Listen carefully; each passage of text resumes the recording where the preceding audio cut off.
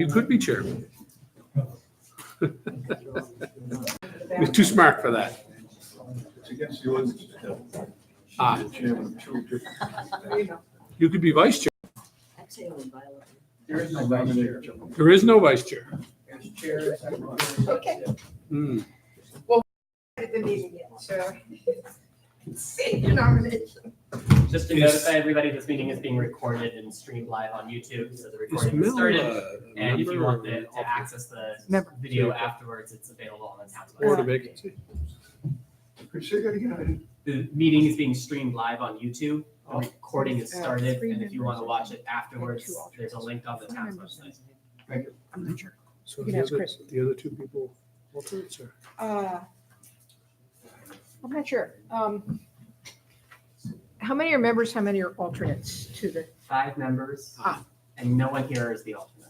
oh, So we're perfect. missing somebody? You are missing Reba Reba. Weisenberg. Oh, I know Reba. Shocked that she's She's not planning here. on coming? I don't know, she likes a good appeal. We'll see. Going to be a long night. Okay. No, it's not. Okay, I'd like to call the Town of Tremont Board of Appeals to order. We're going to have a roll call. Please state your name and the town that you live in. I'm Joanne Harris, live in Bass Harbor. Mel Atherton, Bass Harbor. Marcia Madeira, Bernard. Mike Hayes, Bass Harbor. James Collier, Bar Harbor, I'm the town attorney. John Larson, Code Enforcement Officer. And town manager Chris Saunders. Great.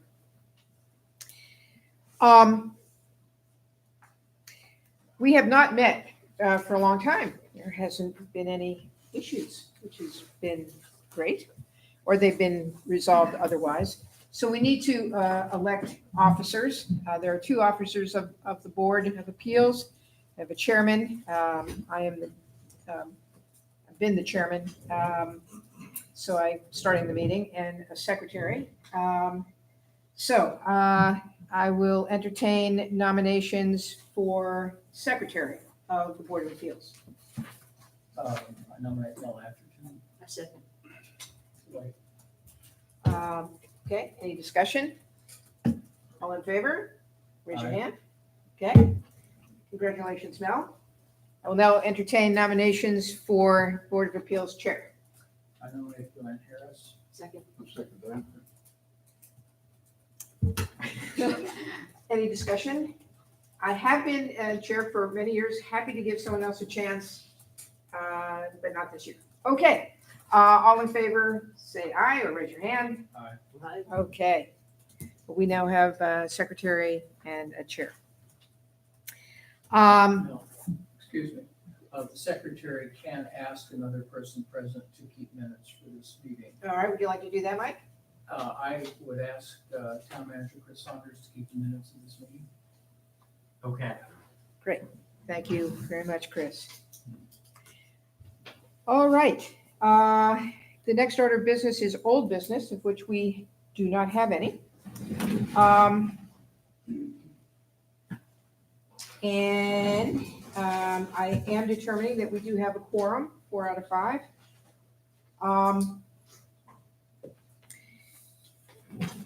Typically, I am given a statement of the case and read all the correspondence and reports received, according to our ordinance, the Board of Appeals ordinance. It's for the audience to see. This was handed to us 72 hours ago, roughly. I don't know how my fellow board members did. I managed to plow through it, but I'm certainly not going to read it all into the record because we'd be here till 2020. Thank you all, by the way, for your very thorough submissions. And I want to ask our town attorney if it would be appropriate to have the representatives for each side be given 5 minutes, no more, to just state their position as it pertains to this case, which just reading into the record here. This is appealing the decision of the planning board with regard to the Acadia Wilderness Lodge that is seeking to build a site on the Kellytown Road. So would that be, given the volume here, would that be an appropriate approach? I think that the after you go through some of the other business that's mentioned in the CEO's memo, which is well laid out, and some of that other housekeeping stuff, the usual procedure is the appellant, who in this case is represented by Mr. Pelagi. 5 minutes sounds good to me. You can hit the highlights. Then the board first, then any other interested parties, which would normally include the applicant represented by Mr. Hamilton, and or the public afterwards can ask questions of the appellant after the board does. Then any other interested parties, in this case, it would be the Mr. Hamilton on behalf of the applicant. And I guess the planning board, if they are represented by council or their chair, and Mark, are you the planning board chair? Yes. They could be considered an interesting party in a way, and they could get in on it too. But they could ask questions, then Andy would have his turn to make his comments. Mark, if he had a burning desire back there. The board, then Mr. Pelagi, then Mark, and then the members of the public could ask Andy questions. Then you would invite general comments from members of the public, if any. And then you would smack your gavel hard and loud, cut off the public hearing, and then get into debate amongst the board members and make a decision. Okay. So I like 5 and 5. Dan was nodding at me. He's thinking 10. Yeah, 10, no more than that. He gets 10, Andy will want 10, but 10 sounds reasonable, that's fine. I can live with 10. Okay. Chair's discretion. I will do my best not to take that one. Okay, thank you. I actually have a timer somewhere on this phone, which I Like it. First of all, I will read this CEO's memo from John Larson, our code enforcement officer, which is not too, in fact, very well done. So, first of all, I need to determine really if anybody has a conflict of interest with this particular appeal. Any reason that any of us have a conflict of interest? Okay, good.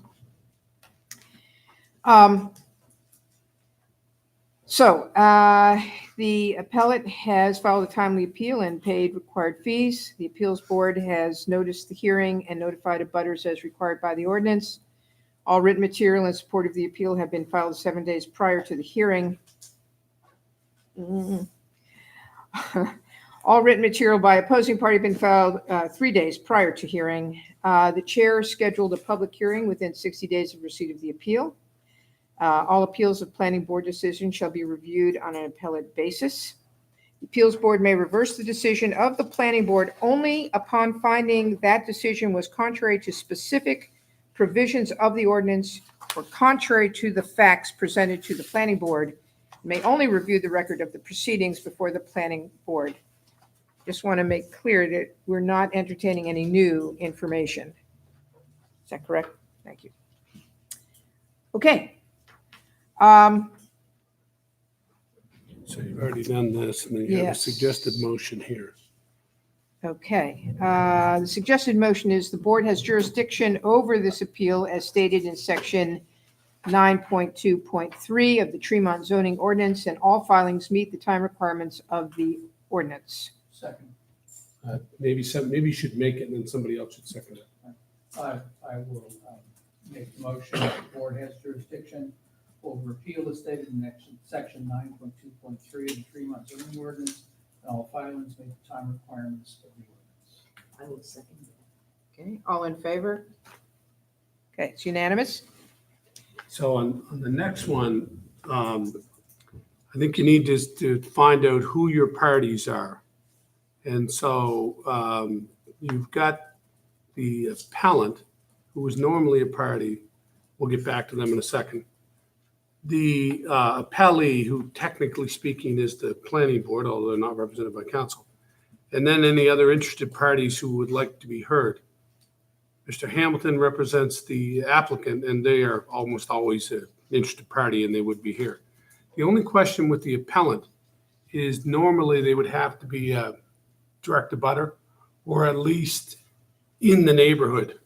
So that the test is from Brooks v. Cumberland Farms, which was I like to say it was a gas station on the corner.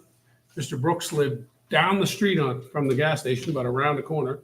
And he said, "Ooh, I get past the gas station every day if Cumberland Farms builds a gas station on my corner." And the law court said, "Well, you're in the neighborhood."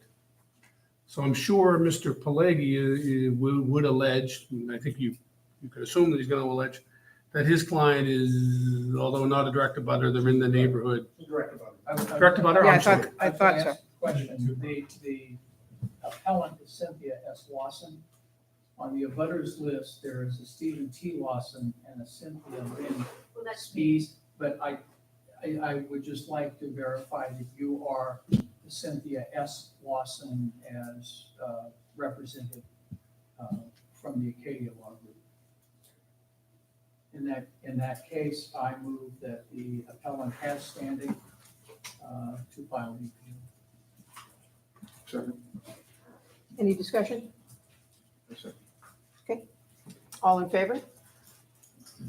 And then a quick motion, lo and behold, live and in living color. We have a chair for you. Perhaps the board could quickly determine that the interested parties are going to be Andy's client, the Acadia Wilderness Lodge, and if he wants to, Mark as the chair of the planning board. Okay. First of all, I want the record to show that our fifth member has arrived. If you just say your name, Rita, and which town you live in. Tremont. You haven't missed too much? You haven't missed too much. I'm glad. Yes. Okay. Okay, so the board has determined that the interested parties who have standing are the appellate, Cindy Lawson, Acadia Wilderness, and the chairman of the planning board. You could have a motion on that real quick. Would anybody like to move that? So moved. Second? Second. Any discussion? All in favor? Unanimous. Okay. And we do have jurisdiction over the appeal since it is taking place in the town of Tremont. Any discussion on that? Okay.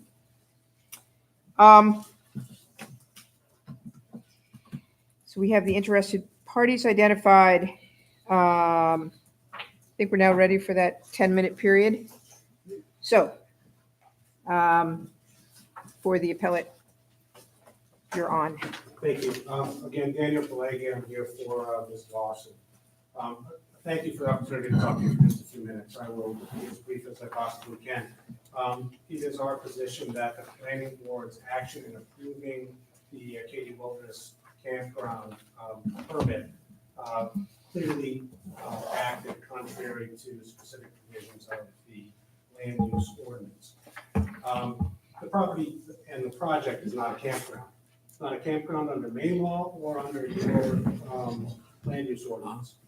Campgrounds under the state of Maine, the ordinance requires campgrounds to be registered and licensed under the state of Maine. The state has two different chapters, one related to campgrounds, and the focus again is under the state laws of parcel of land for placement of an RV or tent, and more significant lodging regulations. And those lodging regulations include the regulation, lodging places include cottages, a single structure where sleeping accommodations are furnished to the public as a business for day, week, or month, but not for more than an entire summer season.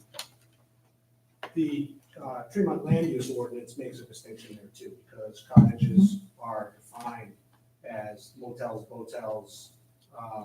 hotels, cottages, and cabins under your land use ordinance under your definition section. and they are not given a discounted or lesser site density like campgrounds. The planning board record contains no findings, no evidence that the planning board engaged in any analysis of whether this 11 unit plus an office project was a mobile home park or cottages like a motel. Mobile home, why do I say mobile home park? Well, you'll remember the application, the definition in your ordinance, and this is on page 8 of my record materials. The planning board, the only thing in the record that they had to review in terms of the structures that were to be built, had wheels and a hitch indicating that they were to be manufactured elsewhere and towed to the property on this chassis, whether it's attached or whether it's not attached. There is no evidence. Mr. Hamilton has argued in his written materials that these are cottages and they're placed on the ground on a slab. That's not in the planning board record, and that's all we can use is the planning board record. The planning board made no findings about whether these cabins, structures, whatever they are mobile homes, manufactured housing as your ordinance defines them, cottages as your ordinance defines them, or shelters, which is not defined in your ordinance, but what the applicant argues now that these are. Shelters, campgrounds are the only of those categories of entities that get any discount for density. So under the RB zone where this property is located, we've got 40,000 square feet requirement per principal structure, per structure here.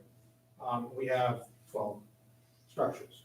There's not enough land for 40,000 plus 40,000 plus 40,000, or even if we go to the mobile home standard, but a slightly lesser amount.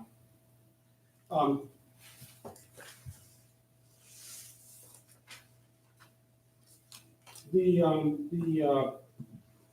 land use ordinance also talks about residential dwelling units and the site density requirements for residential dwelling units.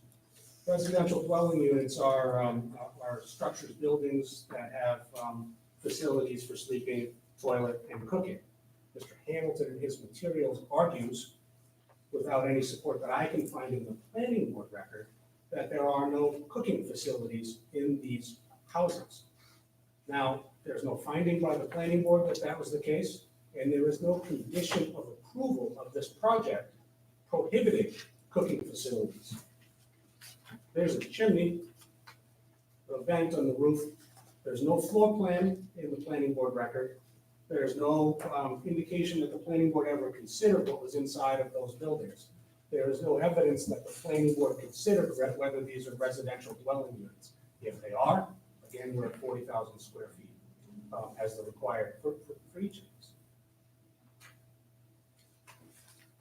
Now, my burden on appeal is to show that the planning board's action was clearly contrary to the ordinance. And the planning board apparently accepted that, that these 11 sites and an office were consistent with campground, with a campground, presumably tent sites, RV sites, something like that, without making any findings whatsoever regarding the nature of these structures.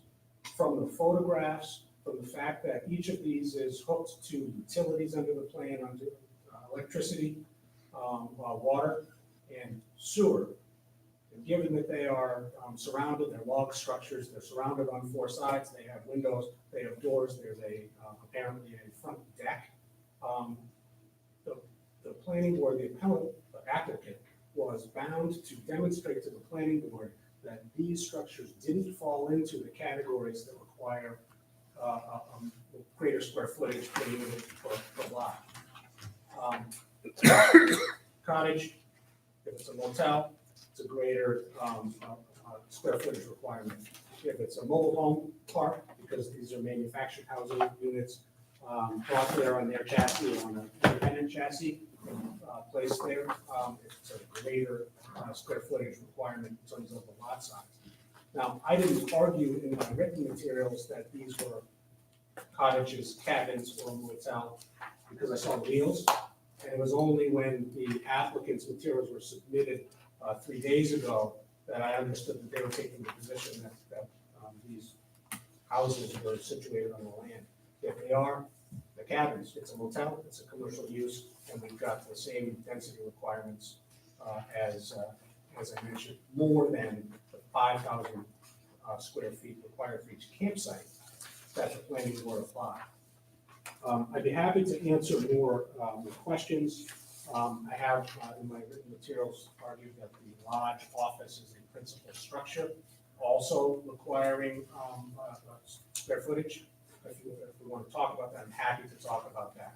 If it's a motel, if it's a park, and that's the central area for administration, for common area for visitors, residents, then it is a principal structure as well. So we not only apply the density requirements to each of the 11 units, but to the 12th structure as well. This site's not big enough. It's 12 structures on 1.5 acres, 1.6 acre spot.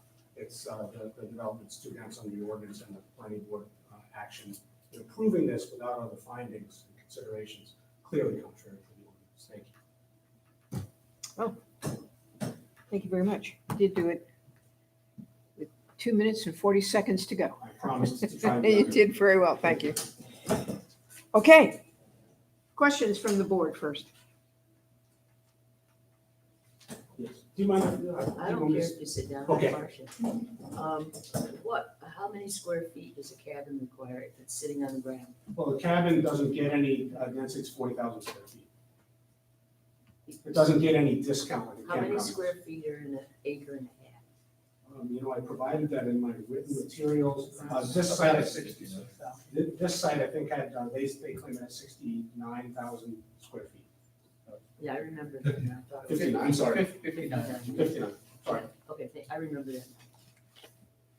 Thank you.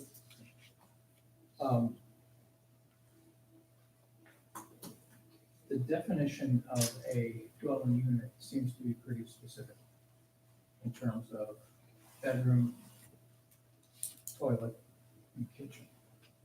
A sleeping area, it doesn't need a bedroom, it's somewhere to Sleeping sleep. area. Yeah.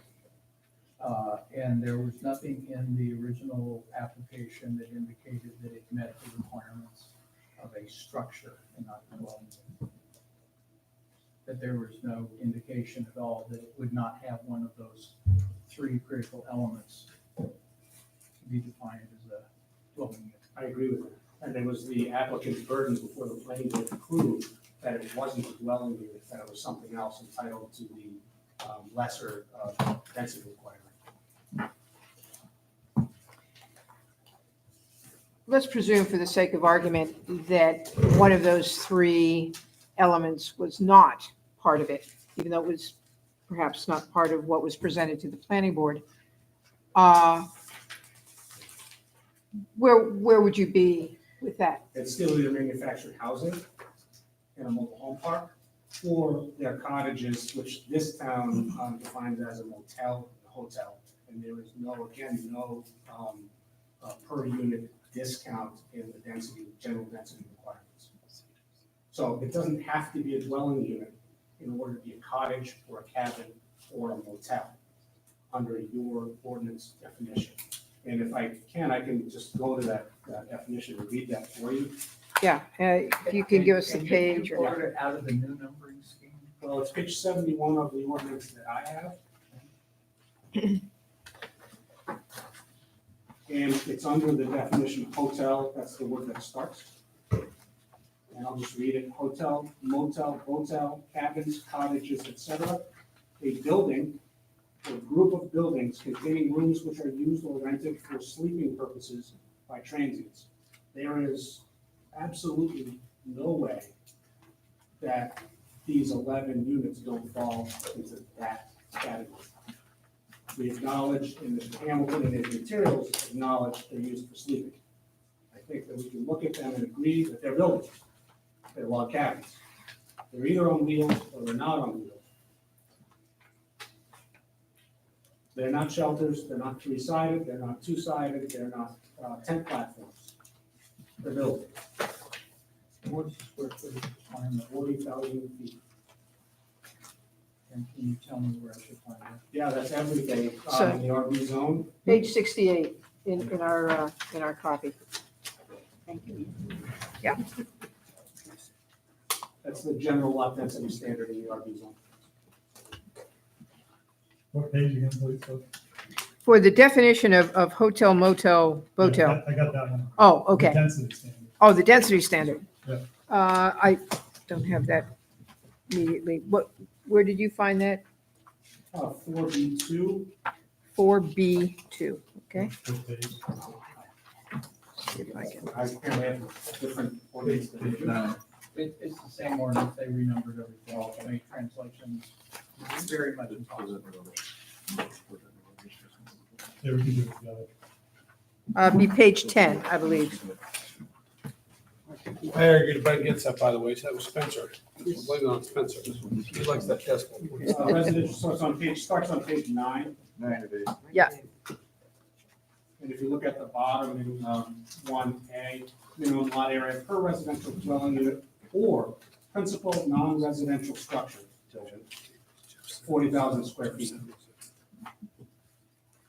And if it's a multi-unit dwelling, if you decide that it is a dwelling and it's multiple units, you get $40,000 for the dollars, 40,000 square feet for the first one and 20,000 square feet for each additional unit.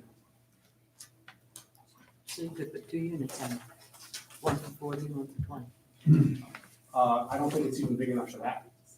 If it's 60, If it's 40 and 60, 20 is if it's 60. 59, it's not big enough. This says So, 40 so, and so 60 you're right here. arguing that minimum lot area, so you're arguing that this is either a residential dwelling unit, an institution, or governmental principal structure. That's the definition of what constitutes a requirement, 40,000 square feet under 4.2.2.1. Principal non-residential structure. It just says principal structure. Yep. So it's one of these 3 things. It is either a dwelling unit or well, actually, they combine them, or institutional or government. So I guess there's 3 definitions in here. It's a residential dwelling unit, it's an institutional, or it's a governmental principal structure. Correct? I mean, that's what it says in the space. I don't know, where are you reading? This is page 10 of the zoning ordinance adopted by town meeting May 8, 2018. It is section 4.3.2.1.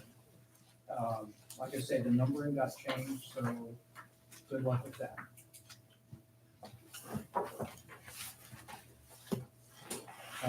It is page 10 on mine. Yeah, It's probably not too far off think it's- from yours.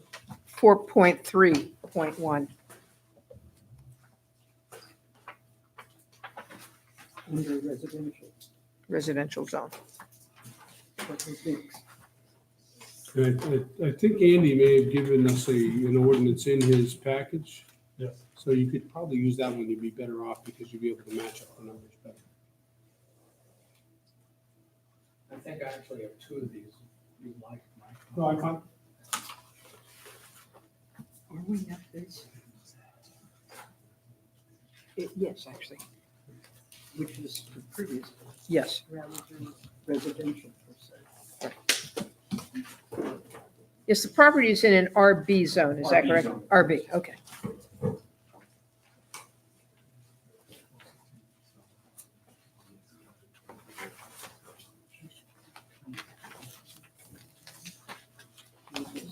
The 4.2.2.1, Yeah. On mine, it's 4.3.2.1. But it's not the right. It's minimum lot area per principal structure. that's the wrong one. Yeah, it's. You're in the gotta be at residential zone, 4.2. I apologize. in the residential business zone. Sorry. And so it's 4.2.2.1 per residential dwelling unit or principal non-residential structure, which is just about anything that's not a residence. And that could be, for example, a commercial structure, like Dan's arguing about. Thank you. Other questions from the board? Mel? I have a question on, I have page 19, campgrounds. It says campground shall contain a minimum of 5,000 square feet per campsite of suitable land, not include roads, driveways to each site. Then in definitions, page 68, says a campground is any tract of land that can accommodate two or more parties in temporary living quarters, including but not limited to tents, recreation vehicles, or shelters. If these people are claiming that these are shelters, I would think that 5,000 square feet would be enough. Well, Mr. Atherton, If they were shelters, would that be correct? if they were shelters and it were a campground, yes, but I would challenge the applicant to tell me how they would then regulate a motel and motel cabins. They call a motel a campground because their ordinance defines it differently. It seems that the real question is the difference between a shelter and a dwelling unit. If it's got a kitchen, For a non-residential structure. if it's got a kitchen and the kitchen means a refrigerator, something to cook on, stove, and a sink. And I think in the planning board minutes, they mentioned that they did not have those items. And they were in fact not residential units, and therefore did not require that larger amount of square footage. That if they were shelters and didn't have a kitchen, they weren't a dwelling unit, Didn't say- residential dwelling unit. To me, that seems to be the point in my mind, I- is the word I appreciate. shelter versus residential dwelling unit. But what's, if you look at hotel, motel, cabins as the ordinance defines it, these fit. And it defines them separately, differently. Shelters aren't defined in the ordinance. And if we go to a dictionary definition of shelter, which I think is the next step, Merriam-Webster describes that as something that covers or affords protection, minimal coverage. And I would suggest to you, Did they say a kitchen in that definition? in Merriam-Webster? Yeah. No. No, and your ordinance doesn't say that either. Your ordinance doesn't, all you need to do to have a motel, motel, or cabin or cottage, as your ordinance defines it, is sleeping quarters. But would you agree that if it is a shelter, it only requires 5,000 square feet? I mean, there is such a thing. They mentioned shelters in here Yeah, so twice. the ordinance doesn't define shelter, so if the shelter, it's a lean-to, I'll agree with you, Mr. Atherton. If it's a lean-to with three sides and an opening, or two sides and open-facing area in which you can sleep in a sleeping bag, I'll agree with you that qualifies as a shelter and gets the 5,000 square foot per unit density. So you say if it's open on one side, it's a shelter. It's got to be open to be a shelter, is Lean-to. what you're saying. Like a lean-to, yeah. Otherwise, it's If a it's cabin. closed in, it's not a shelter. That's, that, under your ordinance, that's how I interpret the definitions. Madam Thank Chair, you. just a question. Go ahead, Mike. 4.2.2.1, thank you for getting me on the right page. Says minimum lot area per residential dwelling unit or principal non-residential structure, correct? So somewhere on here, on this plan, there's a principal non-residential structure. Is that correct? Every one of them. There's gotta be one. I don't agree with that. Well, follow my line. Okay, there is a principal non-residential structure. Which one is it? The first cabin? Is it the ancillary building? Is it the second, the third, the fourth, the fifth, the sixth, the seventh, the eighth, the ninth, 10th, or 11th cabin, whatever you want to call it? Is that a principal non-residential structure? Each of the 11 cabins, cottages, or mobile homes is a principal non-residential structure. Now, Unless it has cooking facilities, and then it's a residential dwelling. As I look on, and again, I apologize if my page numbers are wrong, on page 74, under definitions, it refers to structure. I'll wait till everybody finds it. What page, Mike? They're different. Right here. Different page. It happens to be 77. Okay, so I apologize for this. But under definitions, this is the definition sections. It says structure. Anything temporarily or permanently located, built, constructed, or erected for the support, shelter, or enclosure of persons, animals, goods, or property of any kind, and anything constructed or erected with a fixed location on or in the ground. This term includes structures temporarily or permanently located such as decks, patios, and satellite discs. Structure does not include fences, poles, siren, or other aerial equipment normally associated with service. I think it's, my copy says wiring. Wire.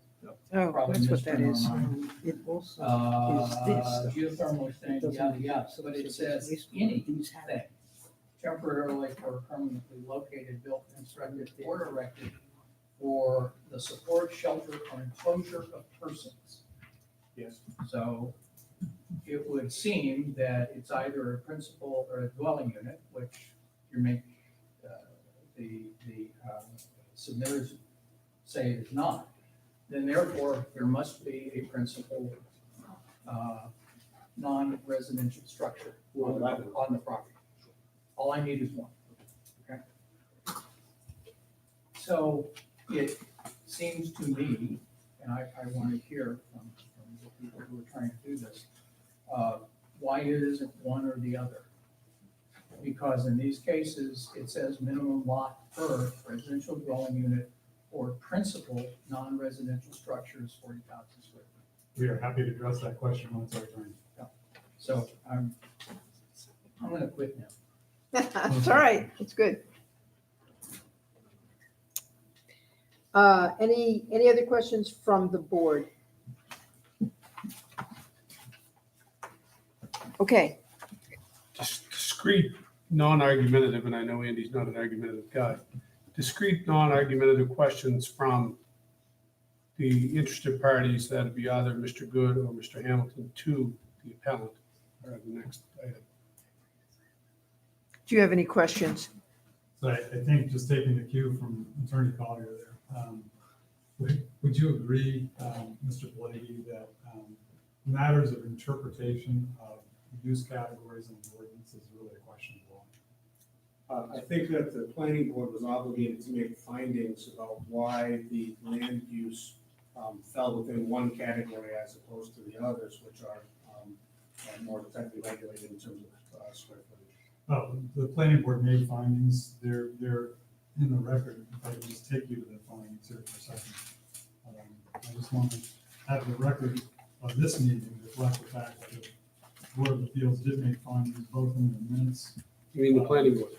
Excuse me, the planning board, thank you, made findings both in their minutes. First, as to the minutes, if you look to Mr. Flanagan's Is it copy. a question? Yeah, that was a question. Well, Let me finish, Mr. Flanagan. So if you look at page 118 of the appellee's record, if you could look to the middle of the page, on page 118 of the appellee's record. Page 18? Page 118. And actually flows on to page 119. So, middle of page 119. And could you just read the second motion on the other second?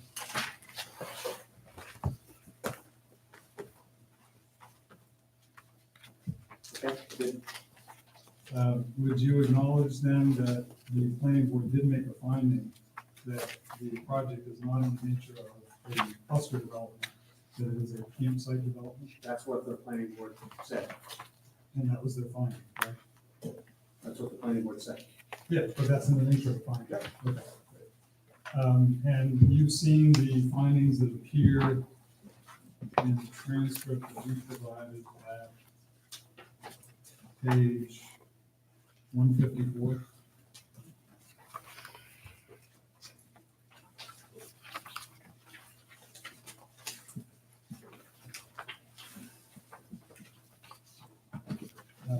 And onwards, pages 155 and 156 as well. Those are findings. They are, Would you agree that this Board of Appeals and the parties are subject to the substantial evidence test?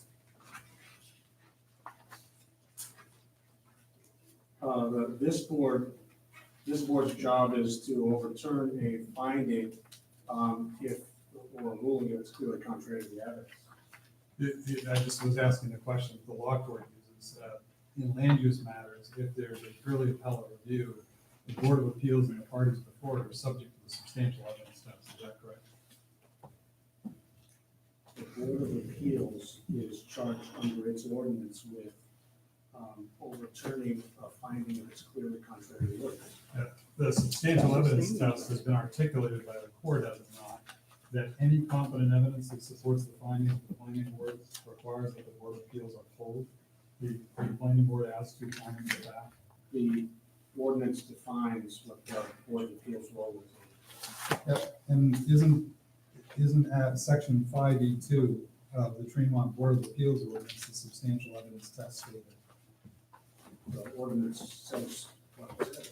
Okay, so, with respect to, use categories and whether a given use falls within a given use category, I'll come back to my earlier question, you would agree that's a question of law? That's not a question of fact, that's a question of law. I disagree. Okay, you're entitled to your disagreement. Andy, can you repeat that question? I just want to hear that question again. The question of how use categories apply to a given land use activity is a question of law. So it's a legal interpretation of the ordinance as to the facts before the planning board. Okay, thanks. So I won't persist because I don't want to wear out my welcome with Mr. Pelleggi as to whether I'm properly citing the law. I can argue that later. With respect to the contention that these are residential dwelling units, can you tell me what your opinion is based upon? These constitute residential dwelling units, given the definition of the ordinance of that term, residential dwelling unit? Correct the definition. Planning board had, the planning board record contains no floor plans, no inside elevations of the houses that the applicant plans to place on the property. They don't find there's no limitation or prohibition by the planning board against microwaves or other cooking facilities. There's no dispute in the application. There are toilet facilities, there are sewer lines, there are water lines, and there's electricity, all of which is adequate for cooking, sleeping, and toilets. So maybe another way of asking this is, have you seen any competent evidence in the record that the Board of Appeals must apply in this proceeding? You're not entitled to make a new record. If you have an assertion factually, you can't make that tonight unless it's in the record. Have you found anything in the record that says there are cooking facilities within the shelters? It has electricity, microwaves require electricity, refrigerators require electricity. So you're speculating. You haven't seen anything in the record that says there are cooking facilities within the shelters? I haven't seen any indication or prohibit that they are not. And I have not seen any indication by the planning board that the permit that was granted prohibits cooking facilities. If a use category doesn't require a prohibition, why is the planning board required to impose a prohibition? Because if they have cooking facilities, then they're residential dwelling units, and they require 40,000 square feet of land per unit. Right, but the application was for shelters within a campground. There's no evidence in the record that says there is any cooking facilities within the shelters. The site plan, actually, the septic plan says that it was approved for 10 sites. So I'm not sure what's on the ground. Campsites, not tent sites. It says 10 sites. Nope, I can pull you to the record. Let's go there. First of all, page 119 again. The planning board had evidence before them, they found these to be campsites. So that's in that second motion that we read. And we agreed that the words are the words, that the planning board found that this is a campsite. And you can take that up in your presentation later. Okay, questions, stick to the questions. Yeah, so I think we're good for now. I think Mr. Atherton asked many of the questions that I had. And I listened carefully to the answers. I've got some response to Mr. Hayes' question. Other members of the board, if they have questions, but I think Mr. Collier's caution that we stick to questions, I think my questions have been asked. To answer Mr. Hamilton's question further, page 105 of the applicant's record, in the septic plan, an application for the middle of the page, 11 unit tent campground. That's the application. Page number here. Page number is 105 of 158. Andy can rebut that if he wants to later on when he does his presentation. I think the next step, Madam Chair, if Mr. Hamilton's finished with the questions, if Mr. Good wants to get a few pokes in, asking questions to Mr. Pelleggi, I have no questions. and then members of the public. Any questions from any member of the audience? Can I have a question first? Sure, Mel. You mentioned on page 105 on the subsurface wastewater disposal system application. And what was that, that you mentioned? Where it says in the middle of the page, it says disposal system to serve. The box that checks says other, number 3, 11 unit tent campground. Right here.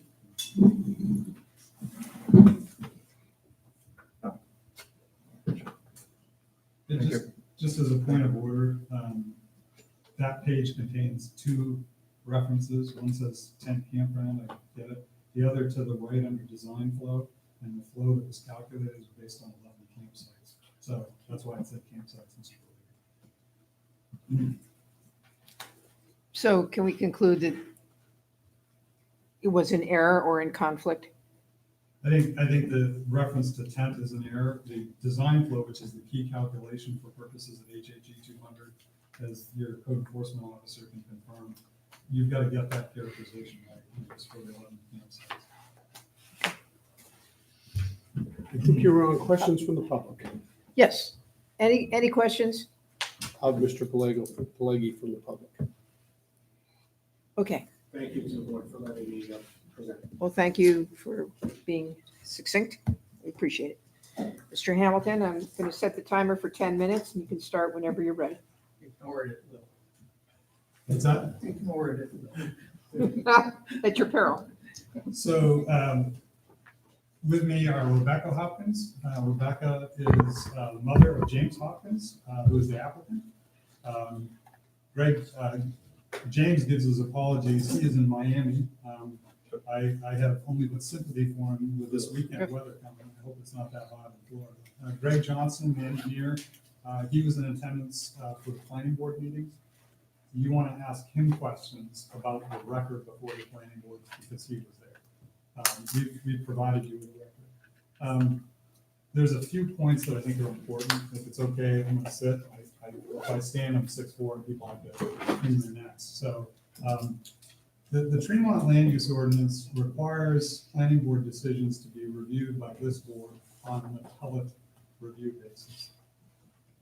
As your attorney can tell you, there's a difference between appellate review and so-called de novo review.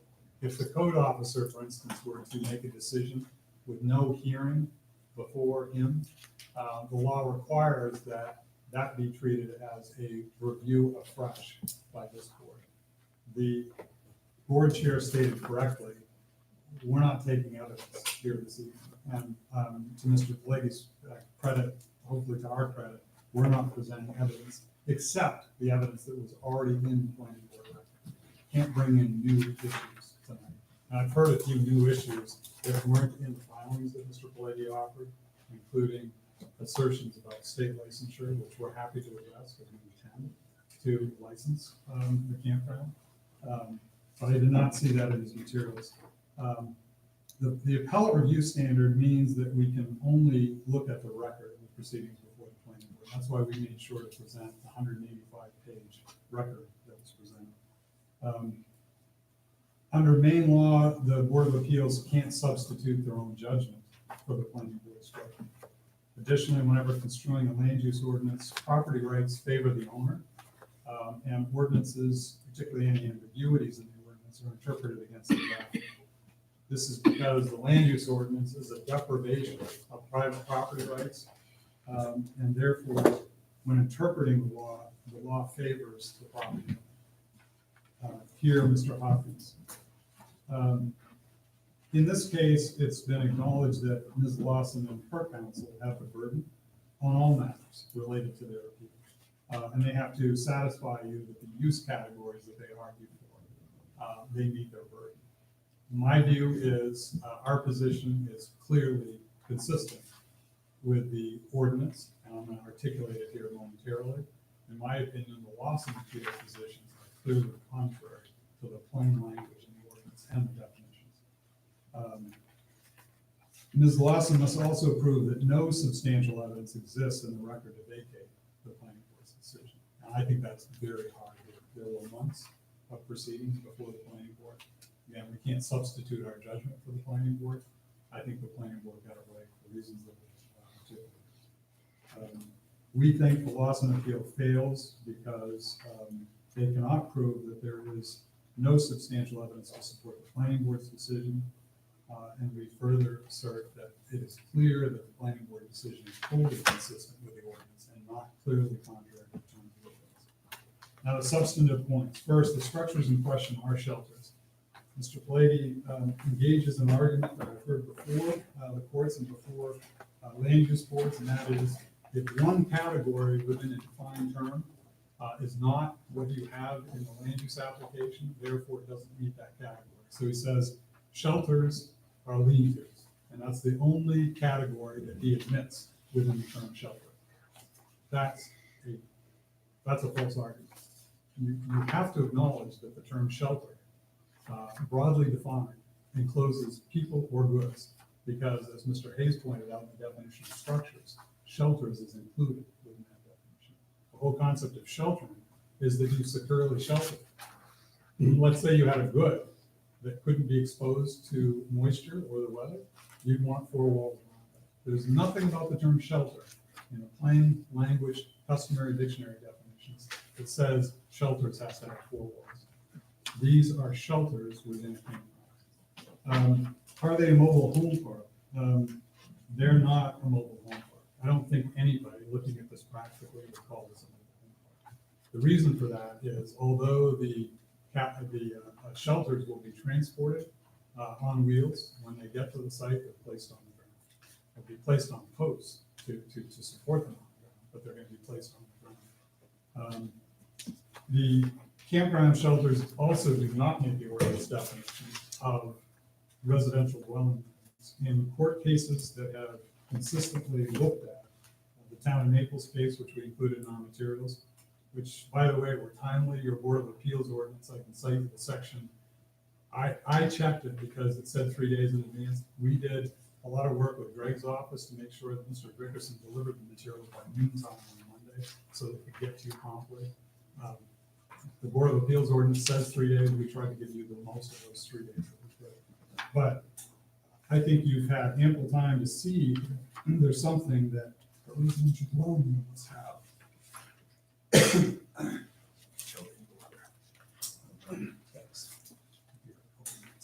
Sure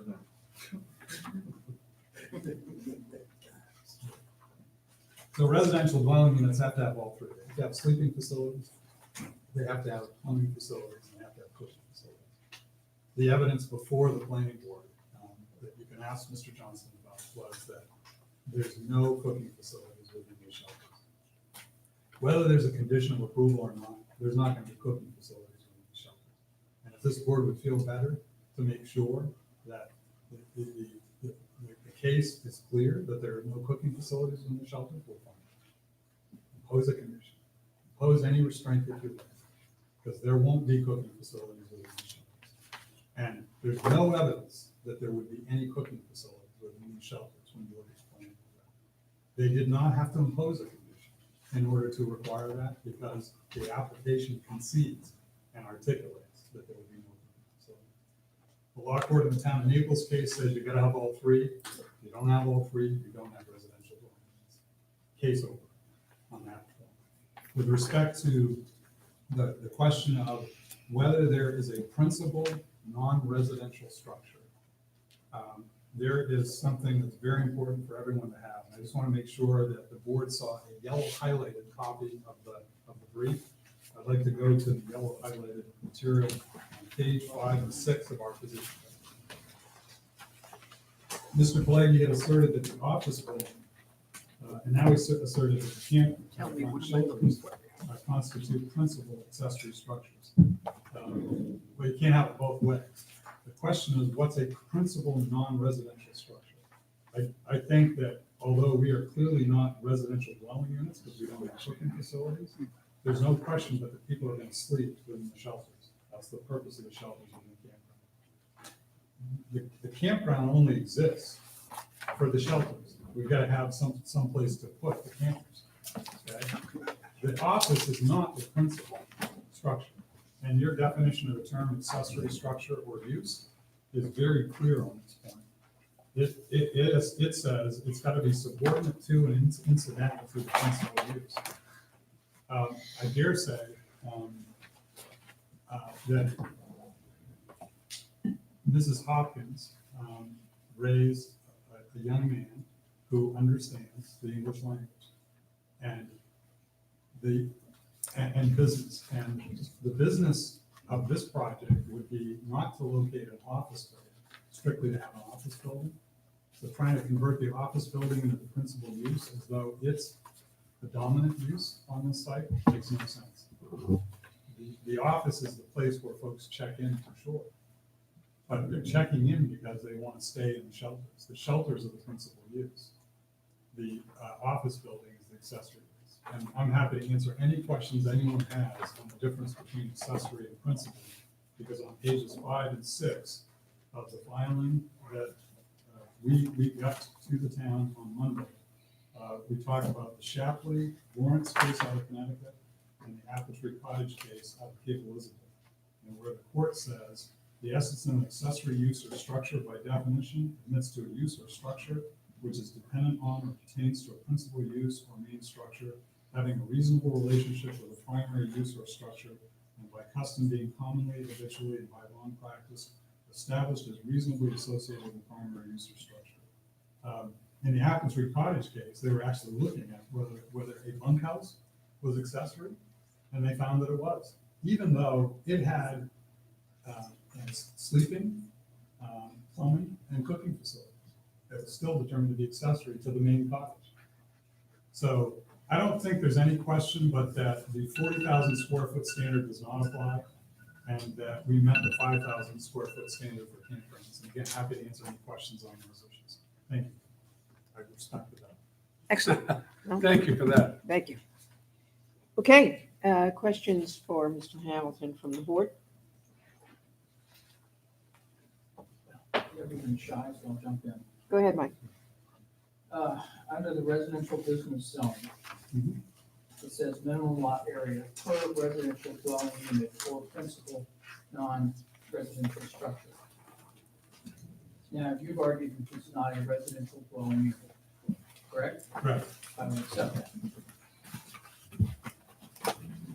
So what is the principal non-residential structure on this piece of land? In this case, because of the minimum lot area for campgrounds, the No, ordinance. No, let me just finish, if I could. The ordinance is intentionally saying you get to use a lower minimum lot area if you're a campground. You can't do that if you're not a campground. And what Mr. Pelleggi's argument as to cabins is trying to draw us into is the notion that we have to be defined as a cabin in order to exist on the face of the earth. I reject that argument. No, I'm asking you, is there a non-residential structure on the property in question? Yes, there is an Is office there a building. principal one? No. No? No. Nothing is dependent on anything else? Yes, You just argued that the office was dependent on the campsite. okay. So there's 3 steps in the logic that I just want to lay out very quickly. Just make sure it's clear what the planning board found after we presented an application for shelters. Number 1, you have to determine, are we a residential dwelling? I've said why we're not a residential dwelling. If we had been, the residential dwelling unit, for instance, a single family home on the property would be the principal, would be the principal structure. Here, we have shelters within a campground, okay? And that's the second step in our logical approach to this. Is we've got shelters, only shelters within a campground. We don't have cabins, we don't have residential dwellings, we have shelters, we don't have campground. And then the third logical step is, sure, there's an office building that is a non-residential structure, with not gonna be anybody sleeping in it. But it's accessory to the campground use. And you can have accessory buildings on a property that has no principal residential building. I can present you with all kinds of examples if you like, but that's the logical steps that we go through, and that's what the planning board went through, is those three steps. I'm going to refer you to, again, definitions. Sure. Under structure, Yep. which is the principal part of principal non-residential structure. The rest are adjectives and adverbs. The noun is structure. Yep. Under structure, anything temporarily or permanently located, built, constructed, or erected for the support, comma, shelter, or enclosure of persons, animals, goods, or property.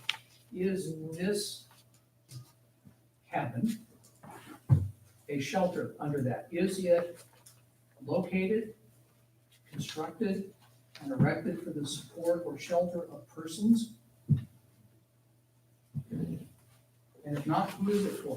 So which structure are you referring to? Anything temporarily or permanently located, built, constructed, or erected for the support, shelter, or enclosure of persons, animals, goods, or properties of any kind, and anything constructed or erected with a fixed location on or in the ground.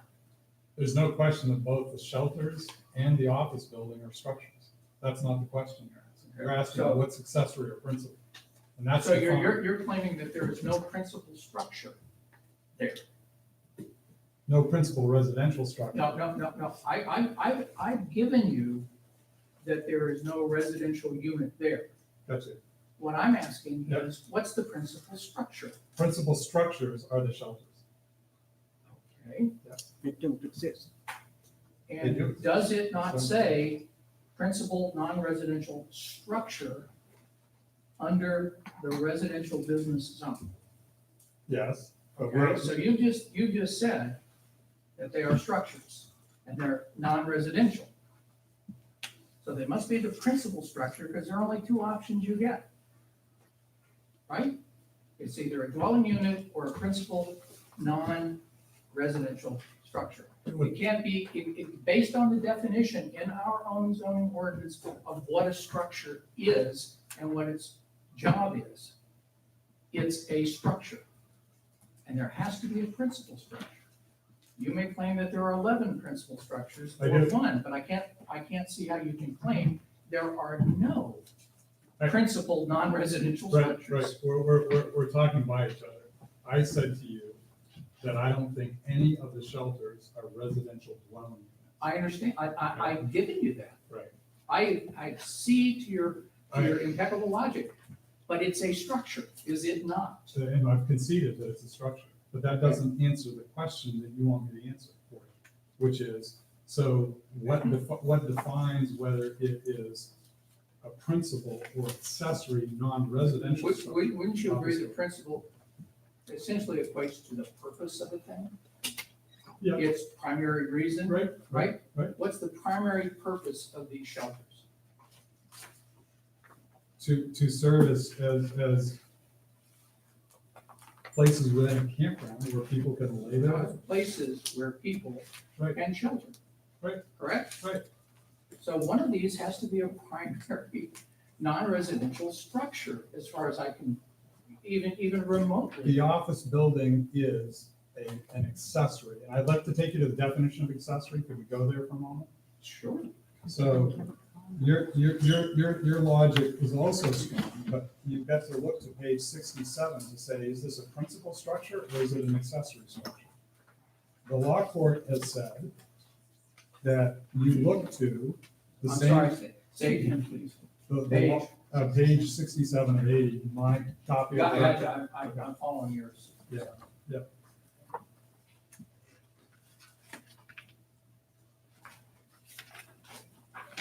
Sorry.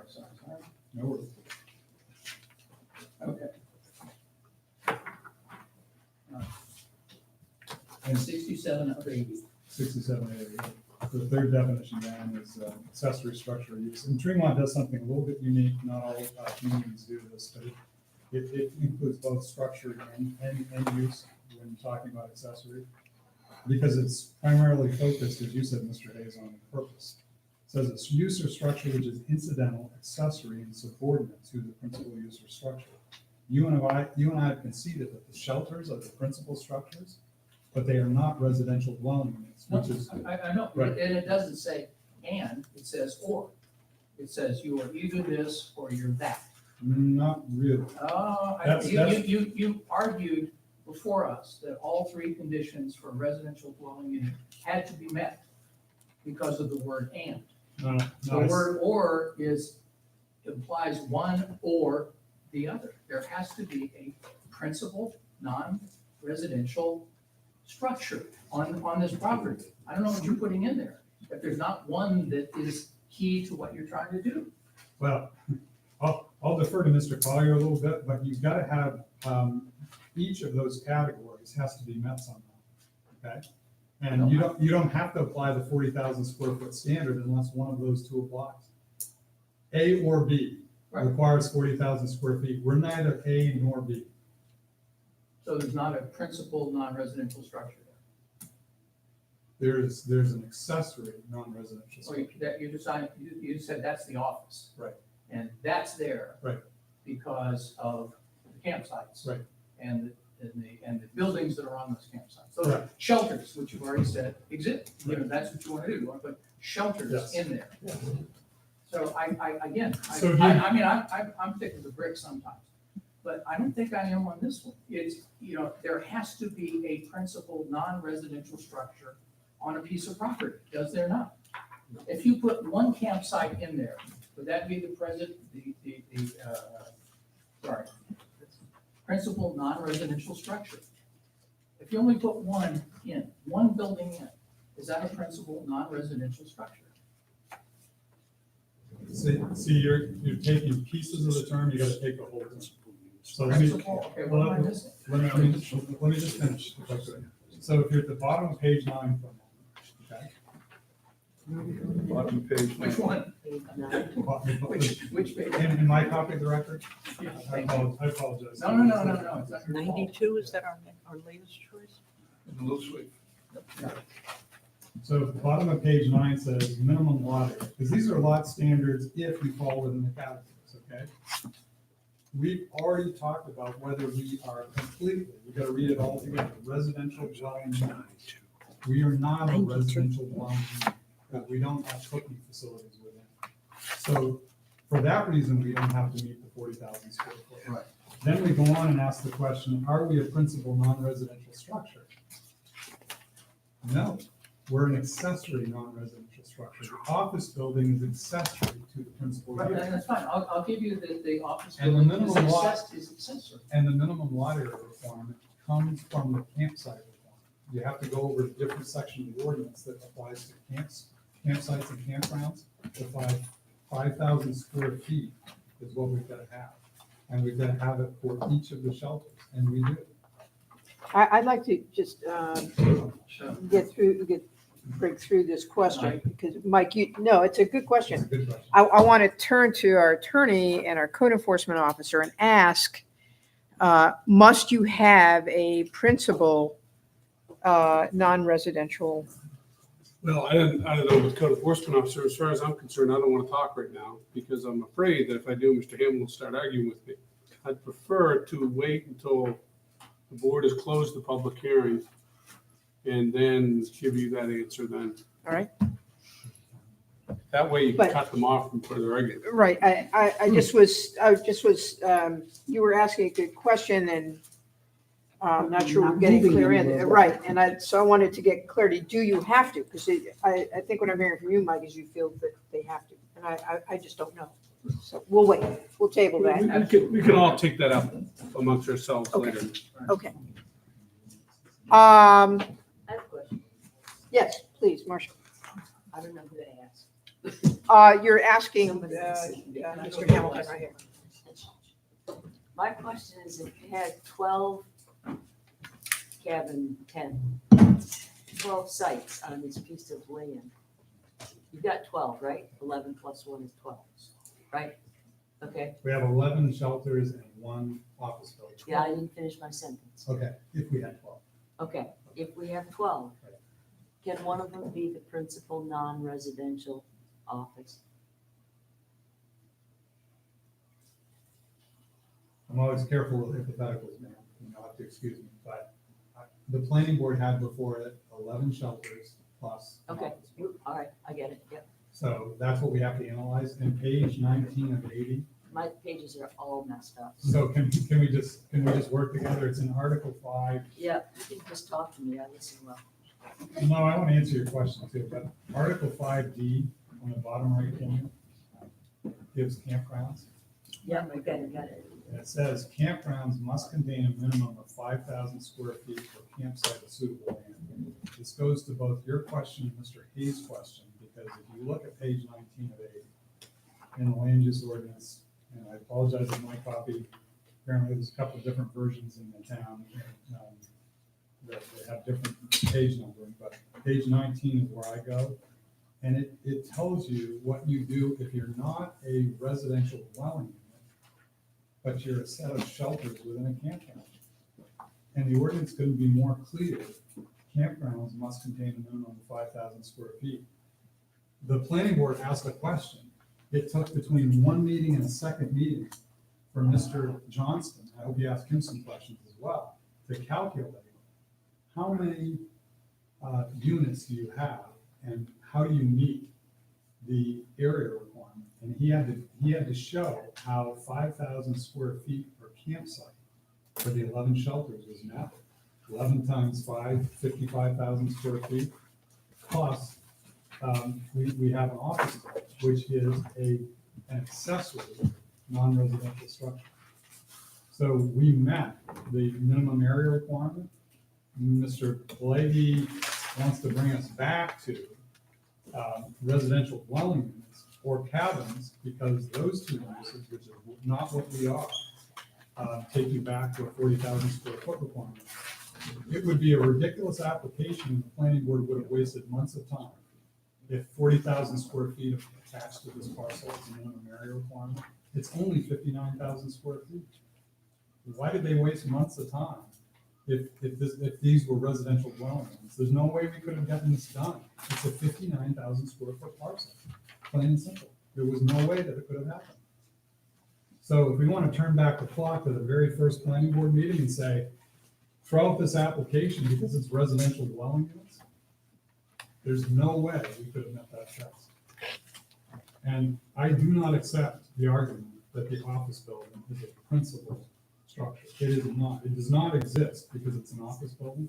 It exists for the shelters. That never argued for that. And I'm not arguing with you, but so I'm arguing with the premise that I don't think we can look at the office building as being a principal structure.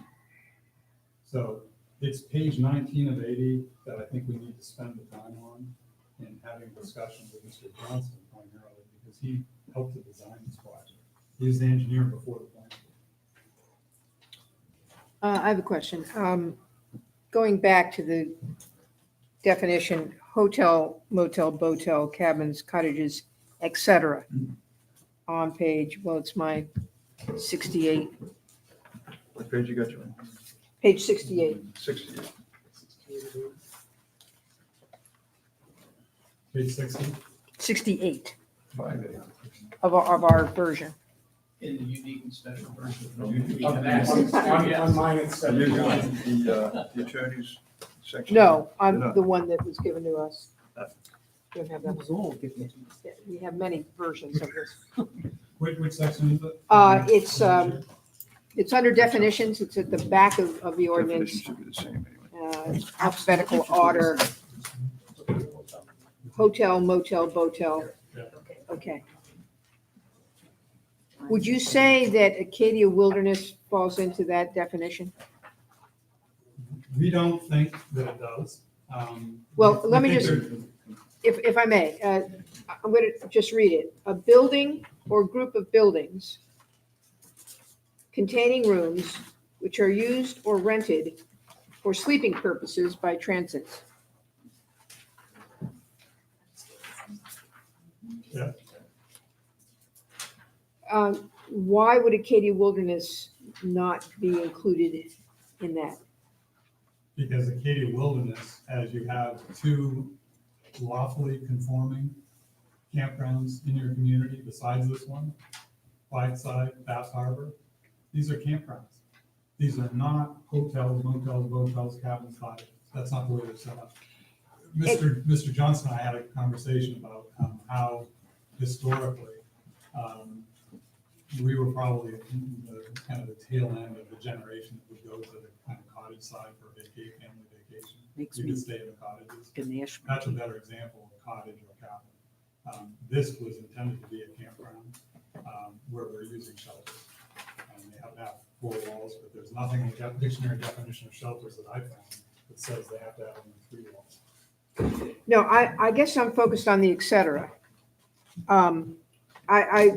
Even if I grant you it's not a hotel or a motel or a botel or a cabin or a cottage, there's the et cetera. And so I just wanted to kind of hear your reasoning as to why what appears to be the pictures that we've seen, why this isn't a building, because that's the only other word we have there. Well, A building or group of buildings. there's nothing in the definition of campground that says you can't have a building on it because it says or other shelters. So page number again. Yeah, whatever. Page 68 of 80 of the land use ordinance says I can't campground. keep up with him. Any area or tract of land to accommodate 2 or more parties in temporary living quarters, including but not limited to tents, these aren't tents, recreational vehicles, these aren't RVs, or other shelters, these are shelters. And we wanted, and the planning board, wrestled with this, because there were opposing views presented before the planning board. And there was even dissent on the planning board that said, no, I don't think this is a campground. But the majority decision, and you have to take the position of the planning board, was this is a campground. So I would acknowledge in reply to the chair's very logical question that, if we'd sought application under being a hotel, motel, botel, cabin, cottage, etc., we could have gone in that direction. It's not clear to me that except in the business use review, you come out to any different conclusion in terms of the minimum lot area. And we've gone through that both sides of it. So Mr. Plague's argument may be interesting. I'm not sure it matters, except when you get to business use review. And then with business use review, campgrounds are excluded. And that's what the planning board did, is they determined they were not subject to the business use review because campgrounds are excluded. Well, if you're gonna have the benefit of that there, then you should have the benefit of the use categorization that gets you. This is a campground. And I think it's the closest one to what we've got on the ground. I'll admit these nice little shelters that will have both sleeping and water facilities in them are a little bit more pragmatic. I have to say, I have a place on a lake. This has been one of the worst bug seasons I've seen. I'd want to get out of the bugs. So I think that's what the design is here. Couple other questions, if I may. Please, yes. Maybe all of us have become familiar with this new term called glamping. Is this sort of in that vein? Is that what this is sort of moving towards? That this is, yes, it's a campsite, but it's clearly, Can I make a confession to the board? I'm going glamping in Yellowstone in September. Okay, and I know what glamping is, and our family's looking at a family reunion in July in the Santa Fe area, and they have glamps. They're tents with beds and really pretty high-end services. In some cases, toilets may be with inside them, but this will not attract the folks that are attracted by glamping. It's a different one. Okay. I think we just want to go back to one part of, there's no evidence in the application of what was being applied for.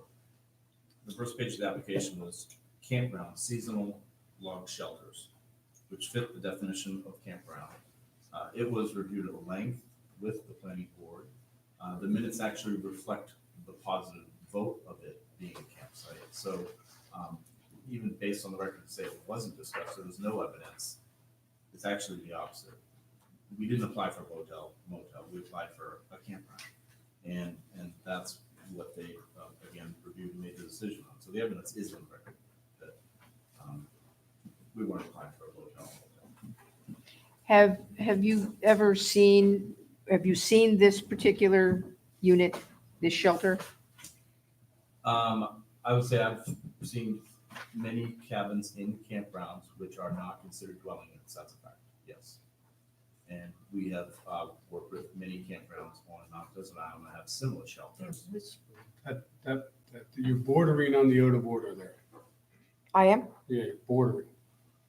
We don't want Mr. Johnson to bring up any new evidence. His expert opinion maybe, but we don't want any new stuff that wasn't before the planning board. I was just interested to know whether or not you ever, if you'd ever seen one, if you'd ever seen any one with cooking facilities within. We have, let me answer that more specific to the record. We testified and Chairman, Mr. Good would, support that we committed that there were no cooking facilities in there. Regardless if the minutes or notes show that, that's what the decision was based on, it's in the minutes and notes. And he could confirm that. We've agreed there's no cooking facilities inside these structures. That's been the way it has been since day one, there were shelters. That's what the application was about. Any other questions from the board? We're good? Before Mr. Pelleggi gets off, I want to ask a couple of very small questions. Go ahead. One is in regard to, for Mr. Hamilton, in regard to no cooking, which Mr. Johnson was on about there. Is there anything, Andy, that you can point to that specifically says there will be no cooking? I think did you admit that it doesn't actually say that? No, I think Mr. Johnson, who was present for those planning board meetings, should be the person to whom that is directed. Well, I don't really want to talk to him. If the chair wants to, and I don't want to ask the chair to do this, but if the chair thought it would be helpful, we might ask Mr. Good, seeing how he's right here. I think he's a more reliable source than asking Mr. Johnson. Do we want to do that? If they determine that they were campsites, and that is in the minutes, then the discussion that excluded a kitchen had to have occurred, or else they would have been dwelling units. And It's in- clearly into the decision, in notes, they indicated they were campsites, and that was deliberated at length, and how they got there was the commitment and understanding that there were no kitchens. But he wants to ask Mr.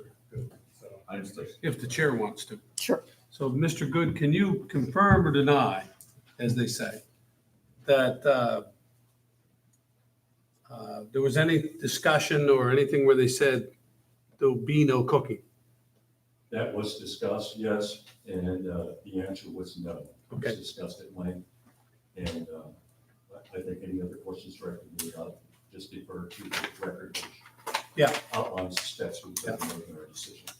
So back to Mr. Hamilton, my second and final question is, can you point to something, or have you already, and I was sleeping, where it says, you said posts? Is that right? Is that in the record, posts? And so there's attachment to the ground. Right. So, Okay, I'll defer to. Mr. Johnson, Mr. Johnson. Is he- posts, There's actually Greg, an illustration of it. an illustration?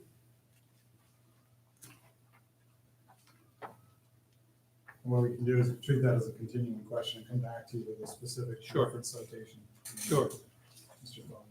Bowman. That's Is worked that- for me. Is that all right? All right. That's it. So, Mr. Leggy, if you have any questions, I do. we will get to the public portion in just a moment. My first question for the applicant, referring to section 5D1. I'm going to ask the applicant if you agree with me that the 5,000 square foot per campsite density requirement applies only to campsites and doesn't address structures.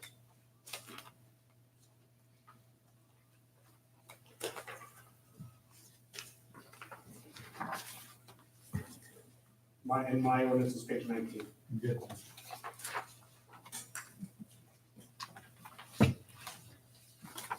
Yep, but then you have to go to the definition of campsite. And so if we go to the deposition of campsite, which is on page 68 of my ordinance, would you agree with me that a campsite is defined only as a plot of ground within a campground intended for occupancy by an RV or camping unit? But it doesn't involve a structure. It's a plot of land. That's what it says? Nope, I disagree. It says you gotta have both. You gotta have a plot of ground and you gotta have an occupancy by something that people can stay in, like a camping. Why don't you read the definition out loud for me, please? Sure. Campsite is any plot of ground within a campground intended for the This occupancy is the one. by a recreational vehicle or a camping unit. My next question, Andy, is could you please explain the applicant's position that each cabin is not a principal, non-residential structure? If you heard me to say that, you heard me wrong. I said that none of the shelters are principal residential dwelling units. They're not. So you agree with me then that each of the 11 cabins is a principal, non-residential structure? No. Each of the cabins is in the category of being principal residential structures, but they're not residential dwelling units. Here you go again with a narrower classification than a broader category. You agree with me that each of the 11 buildings intended for sleeping contain rooms? And that they'll be used for rental? These structures don't have separate rooms. So it has- One room. Okay, so there's at least one room in each structure, correct? And there's space intended for sleeping. Generally true. You agree with me, the ordinance definition of cabins and cottages does not require a finding of the existence of cooking facilities? I gotta tell you, I'm flummoxed by the term hotel, motel, motel, cabins, cottages being included within the same single definition. That is not what I've seen in my land use practice. So I had the same question that the chair had and that I think the planning board had, and that is, how does this thing apply? Does the definition, and you agree with me that the definition does not contain any requirement that there be cooking facilities defined as a cabin or a cottage? Yep, and so apparently you can have cabins that are also not residential dwellings.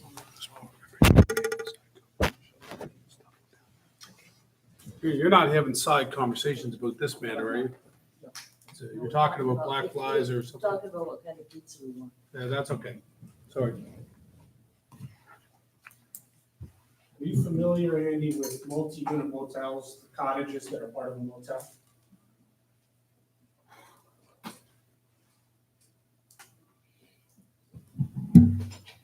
I'm generally familiar, but what does that have to do with this case? Could you explain the difference between those, that type of land use and this application? Explain the difference in terms of what's on the ground. Multi-unit motel units involve multiple units within the same building. We have one-room shelters on a campsite. Maybe you've seen motel cottages, correct? You've driven to Bar Harbor from your office in Bangor in the past? Sure. You've driven on the way, you've driven through Trenton and through Halls Cove, Yep, those would be better examples than this one of And what you- our cottages are. and you've seen motel cabins and cottages, correct? Yep. Explain the difference on the ground between this application and those. Many of those do admit of having cooking facilities within them. These do not. There's a stipulation of the applicant that there will not be cooking facilities. There are none. To me, this category doesn't apply. Thank you. No other questions? No, thank Okay. Now, any members of the public who would like to ask questions of the applicant? Yes, please. Yes, please. So the question about cooking facilities, and I don't know who could answer this for me.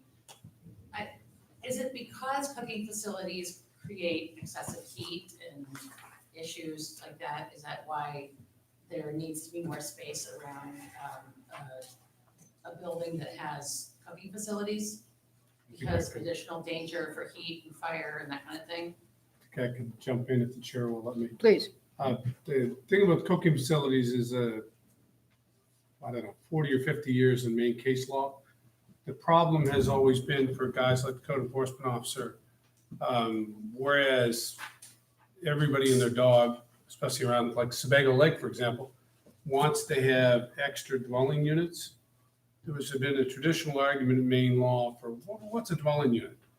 Because they want to sneak in something that used to be for the grandparents, the parents, my cousins, then they want to rent them out. So there was a bunch of cases back and forth, and eventually the law court said, look, the test is cooking, sleeping, toilet facilities. So that's just a shorthand way for the code enforcement officers and town attorneys and other lawyers representing applicants to be very clear, you gotta have all three. So I don't know if they necessarily go into this or that, but they do say you gotta have all three. So my follow-up question to that, because it sounds like that's not necessarily because cooking brings out a greater risk. But one of my previous concerns had been about the issue that each of these 11 cabins will have a fire pit. And which is where people who camp cook. And it does concern me as someone who lives 2 spaces over, that there could potentially be 11 fires with people cooking. And I think what you're getting at is argument. Do you have a question? I know, so the question is that I guess what I'm understanding is that the cooking facility has to be underneath the shelter, and that there's no consideration to the fact that, or cooking or heat or that kind of thing would be spread throughout that property outside of the shelter. That is my question. Could I address that? Let me start first and then by all means. My understanding, and I think it comes from your argument, Mr. Hamilton, is that the cooking facility must be contained, meaning within. That's my lay reading of the ordinance. Is that what you were? Yeah, pages 3 to 4 of our position paper said that you read pages 3 to 4 of our position paper. I've done a lot of reading of both sides. They're also alleging there's no cooking facilities.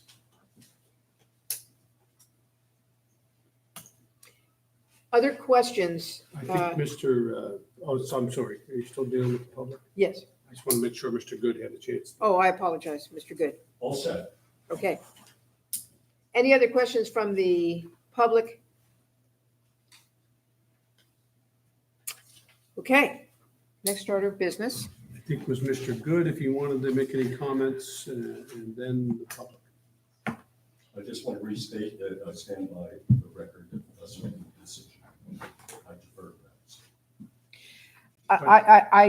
that. Any questions from the board for Mr. Good? I couldn't hear him, so I'm losing Oh. position. He said he stands by the record of the planning board. Okay. To hear. I noted it was not unanimous. And I wondered what the position was of the person who did not agree. I don't think they ever stated that, so you would have to ask them. Okay. And you did go out to the site in question, the piece of property, and you walked it. And you and the members who voted along with you felt comfortable that this indeed would be a campsite with these structures, these shelters on it. Again, I stand by the record. That's you. Any questions from the board? Now we turn to John, Code Enforcement Officer. Yeah, I think where we're at now is where Mr. Pelleggi gets to ask questions of Mark, and then Andy does, and then the public does. And then we go for comments from the public. I just point out that I think someone was raising their hand in the back. Oh, I'm sorry. But we don't get to her yet, we get to I just have a you. question still about the kitchen thing. Of course. And lack thereof. Well, she's not her turn yet, actually. It's Dan asked questions, Andy asked questions of Mr. Good, then the members of the public ask questions. Okay. Any questions for Mr. Good? Thank you. Any questions for Mr. Good? Just one question, Mr. Good. In your view, Mr. Good, was the question of how the dimensional requirement applies to this applied for land use activity, was that debated and decided? Are you speaking about the 5,000 square foot requirement? Correct. Yes, in fact, we had, Greg come back with example of how that's going to be accomplished. Thank you. Any other questions? Then we can turn to the public, Now, the members of the public. please. I'm just curious if there's shelters and it's part of the campground, it's raining outside, there's not a microwave in the shelter? There's not any form of cooking a meal in the shelter, taking care of the 5 kids you came camping with, or anything? I mean, if it's a building, how are we guaranteed there's not a kitchenette or, because that does change what it's meant to be. One of the options of this board is to put some very severe, clear restrictions, which I think have already been put on them, but we can emphasize that if we choose to go down that pathway. And I would think if we do that, the neighborhood would probably know, as we all know things, right, in our neighborhoods. Yes. In that same light then, were conditions to be made, would it be possible to consider conditions on the number of vehicles? Because one of the issues at the previous meeting was that the contention was made that they were each built for one vehicle. And that it was designed for one family, 2 adults and 2 children. And I think in the real world, we know that when things are offered up for 4 people, 4 college students who are not 2 adults and 2 children necessarily, could decide to all meet up from Massachusetts and bring 4 cars. As someone who lives on that road and knows that there are not parking spaces for 4 cars for 11 buildings, that they would fall onto the road that I walk my dog on, and my children walk on. Could there be conditions made by this committee that there is a limit to the number of vehicles for the tenants, that would be stipulated when they make their reservation? Because we are talking about possible spillage of the containments of this property into the community, to the house across the way, to, I mean, we all know, because I used to live by, This By- testimony or is there a question? no, okay, no, I am asking if that is a possibility, because we have seen that people park on roads where they're not supposed to. So that would be one question I would have. Is there a possibility for that? As well as, is there a possibility to limit the amount of fire? Because 11 fire pits is frightening to me. So those are the 2 questions I have for you, since we're talking about possibly putting limitations for this to go forward. We can address one of those. Okay, I'd prefer to address those, and hopefully Mr. Hamilton won't have to. I think that's a very technical question. And technically speaking, the job of the Board of Appeals is to hear the appeal and then either agree that the appeal should be upheld and send it back to the planning board. And one of the things they could do in sending it back to the planning board is say, the appeal is upheld and the decision is reversed. And then they have some limited scope where they can give them some direction as to their interpretation of how to do stuff. Specific conditions, I don't think so. I think those things are things that, you could have argued for the planning board could have put those on. Unless they find something that's clearly in the law and that they want to somehow fashion those into some direction for the planning board. But I think the scope on that is pretty limited. So I hate to say this to you, and I don't want to be rude, but I do want to say that that's something you probably should have brought up before the planning board, who had a lot more latitude I did. to investigate. And if they didn't, that's about where you're at with that. Thank you. So if I could respond, I know that I may not have to, but actually the idea of a reversal of the planning board requires that I comment. I don't think there's any basis for a reversal of a planning board decision. On page 154 of the record, you will see that we conceded only one car per site and 5 at the office. That's it. So that addresses part of what you were saying. It's on the record. So, Mr. Good, did the issue of 11 campfires come up during, I'm sorry? Not in my record. That's false. Okay, sorry, I stand by the record. Mr. Johnson? First, to comment with the parking, the ordinance required one parking space per cabin as minimum. The decision, which is on the record, supports that. It says that we have met that standard. Regarding review of fire safety, the board did discuss at length and asked us to come back and show how a fire vehicle could enter the site and turn around. That is also part of the record. The discussion which surrounded the fires, and this May, was how would someone control it? And that's where we explained the reasoning behind running underground water to all sites and having fire rings. And so that is also in the record. The turnaround and the discussion of running water to all the sites such they had a hose bib and had the availability to put out their own fire was part of the planning board review. That's how they came to the conclusion that is met in the decision that is on the record. Thank you. Yes, Was Mr. Good present for that meeting? I'm sorry. Was Mr. Good present for that meeting? That's argument. I don't think so. He's the chair. Of course he was present. Mr. Good, you're present at all your meetings, aren't you? You're the chair. Except the last one, which had nothing to do with this. Exactly. Apparently. Yes, Mr. Flynn.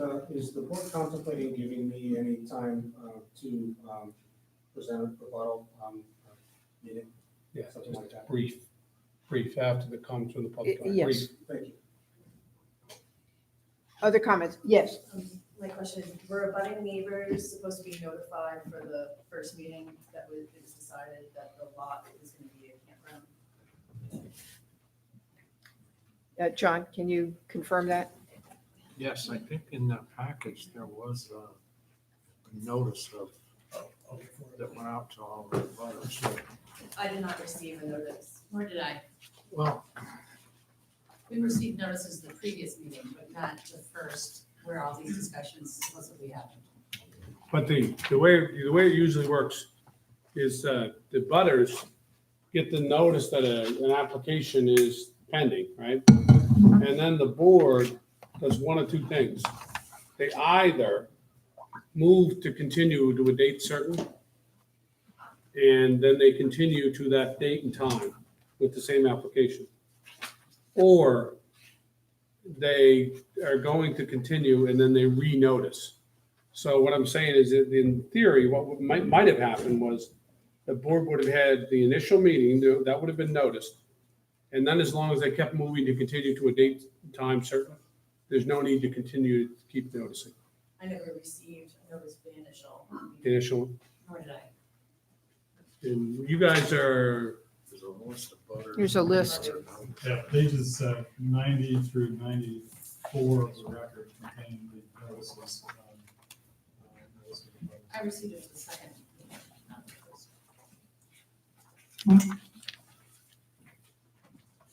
The meeting when you suggested we should have brought these things up, the very first proposals and all the back and forth that Mr. Johnson's talking about, I was not a part of. The second one, I believe there's been 3, it sounds like. The second one I was notified of, we came to, and it sounded like things had already been decided. And then this is the third, I think. the beginning one, when these decisions were being back and forth and discussed and that kind of thing. We came in there. Well, this is the list that we were provided of the people who were notified. If you want to review that, happy to have you do so. It's not our one we were talking But this is not planning board. It's not a third meeting of the planning board. This is the appeals. about. Right, so Yeah, yeah. but there were two planning board meetings Um, on this? I think there were 4. Mr. Good, can you confirm how many meetings Acadia Wilderness was discussed? I thought 2 and a site visit. 2 and a site visit? Yeah. Okay. Yes, sir. I'm sorry. My throat. I looked at the specifications that came from the engineers. And whether this is gonna work or not, I think depends largely on the contract between the renter and the rentee. Because, if you have more than 5 people, given the flush rate, you would overflow the sewage system. You'd be flowing sewage out into the chambers, which is not a good idea. And the other question is, when someone says campground, what comes to mind is an improved or unimproved campsite, or a lean-to, or a gravel place where you would bring your RV. This is more like a time rental of cottage, where these are not cottages only because they're still on wheels. But I don't know if, James, I don't know whether this meets the law or the intent. So I think it's an excellent point that the board hears commentary from members of the public. Some boards just come off altogether. It is a great example. Mr. Weisenberg, who I have a tremendous respect for, type of guy brings up some good points. I don't want to comment, but Did you want to respond to that, Mr. Hamilton? If the board would like me to, I'm happy to. Not appropriate? Okay. I think it's appropriate, but I don't know if it's necessary. It's up to you. I'm a strong believer in dotting all i's and crossing all t's. So church. yes, if you wouldn't mind. You did raise a good point. I'd like him to have a response. So I've searched in the ordinance for something that even if this were a cabin, it would have a different minimum lot area calculation. I don't have any doubt that this is a campground. It fits the definition squarely. And there can be argument that what the applicant sought and what the planning board reviewed for 3 meetings, it sounds like, the site visit plus 2 meetings, was futile, because if these had been residential dwelling units, each of them, and they had been treated as cabins that were residential dwelling units, even though they had no cooking facilities, the minimum lot area could not have been met, and Mr. Johnston shouldn't have brought this application forward because it's a 59,000 square foot lot. The only way that this all comes together logically is if you treat these as shelters within a campground.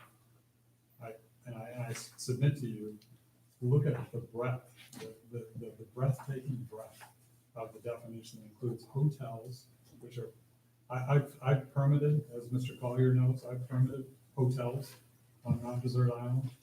This isn't even in the same category of the number of people that come to a hotel. These are 11 one-room shelters, not glamping units, not the large scale tents that you see put up as large tents. These are one-room modest cabin units where you can experience something on the island. We haven't seen. That they're in the application. I'm assuming there are 2 rooms. There's bathrooms. Bathroom. Sleeping. One room living. I just, Yeah, yeah, I I just take wanted your to question, clarify Mr. that. Hayes. But I think the gentleman's earlier point that there is this very broad form land use category in the ordinance. That's not what we applied for. That's not what the planning board found. And unless the Board of Appeals wants to make a new finding, which I think you're prohibited from doing, I think you're left with the fact that these certainly qualify as shelters within a campground. And it is the closest land use category. One of the things you have to do sometimes in some ordinances is you have to look at two use categories that can be close. You have to look at the one that you think is the closest. The only way this project makes sense is if you treat these as shelters within a campground. And the planning board spent months, the record was developed, and they made findings. I think in terms of your wastewater concern, that was certainly something the planning board would have looked at very carefully and found it to be acceptable. Yes, This appears to be a pretty settled done deal, except for some changes. My question is, in the future, because there's not specific zoning limitations, could there be an addition of these units to this area? Right now, they're only saying 10, or 11, but could they add, or is that something that appeal board can tell us, put a limitation on? I believe that they have used up, even using 5,000 square feet for the shelters, they're at the limit. Cannot add an, John, I would ask, is that That is correct? correct. It would not be permitted. Okay. Any other comments? And I mean that. I've run a number of these meetings, and I want every person here who bothered to come to this to feel like they've had their say. Yes.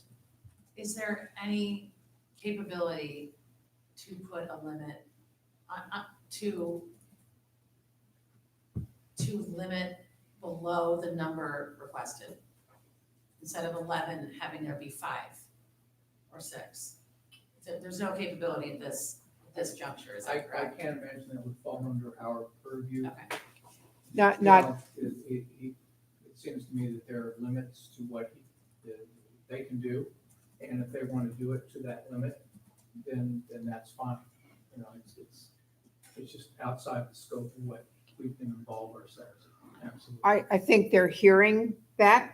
They're here and they're hearing that, and that's the best you can do. Our job is to make sure that the planning board didn't violate the ordinance or didn't misinterpret the ordinance.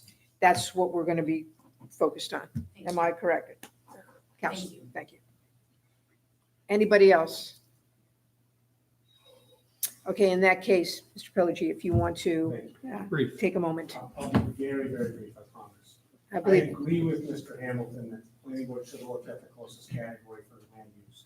And I want to take the board, you may remember that several of us asked Mr. Hamilton to acknowledge that each of those 11 cabins is a principal use, and he did.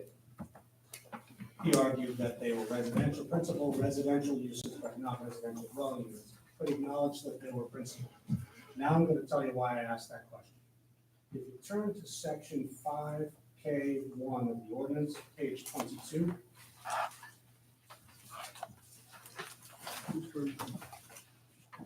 Only version that I have.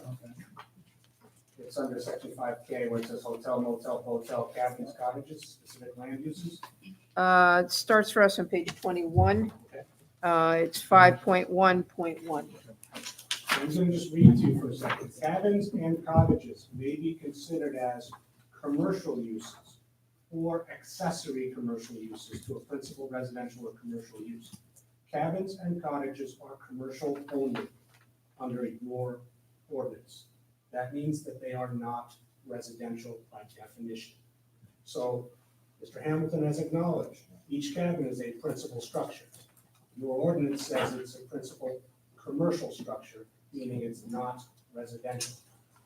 We go back to the RB zone, 40,000 square feet per non-residential, principal non-residential structure. That's the ordinance, that's the plain language. The planning board should have applied it. We have to apply it, and I've asked you to send this back to the planning board. Since that's an argument that wasn't addressed in the first argument that Mr. Blady made, can I respond to that? Well, you've got Mr. Pelleggi who's trying to rebut something that you said, Andy. Do you want a rebuttal on the rebuttal? I mean, where are we gonna stop with this? If you can be microscopic and pointed so that we don't get going on for another 20 minutes. Unless the chair is more patient than I am. Far more patient. This is a very important decision for everybody in this room. And I understand that the attorneys do their thing. We've all been patient with all three of them. But yes, I do have that patience, So the- Counselor, because it's that important to The the chair committee. has the discretion on the back and forth. So please, So regarding the framework that we're in tonight of purely appellate review, we take both the determinations of the planning board as to facts, and we say, as long as there's any competent evidence to support those findings, the findings get upheld as to factual matters. We made a distinction between factual and legal. The question of how you apply use categories under the ordinance is a legal determination. As to those, you have to determine that the planning board's determination is clearly contrary to the terms of the ordinance. What we've got here is Mr. Plaguey setting up he claims, two reasonable interpretations. I don't find these to be guidance and cottages, and I'll address that more in a moment.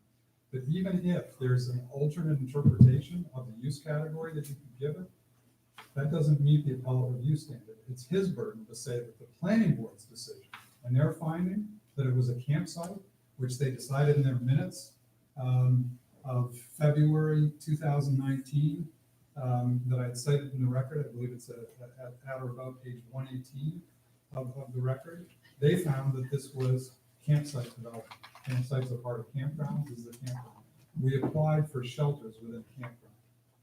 We weren't seeking a broad form determination that is very broad, you have to admit under your ordinance. Hotels, motels, botels, cabins, cottages, etc.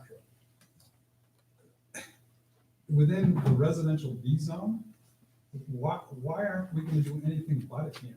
We're not going to apply to do commercial uses because that broadens it out. You saw the very broad definition.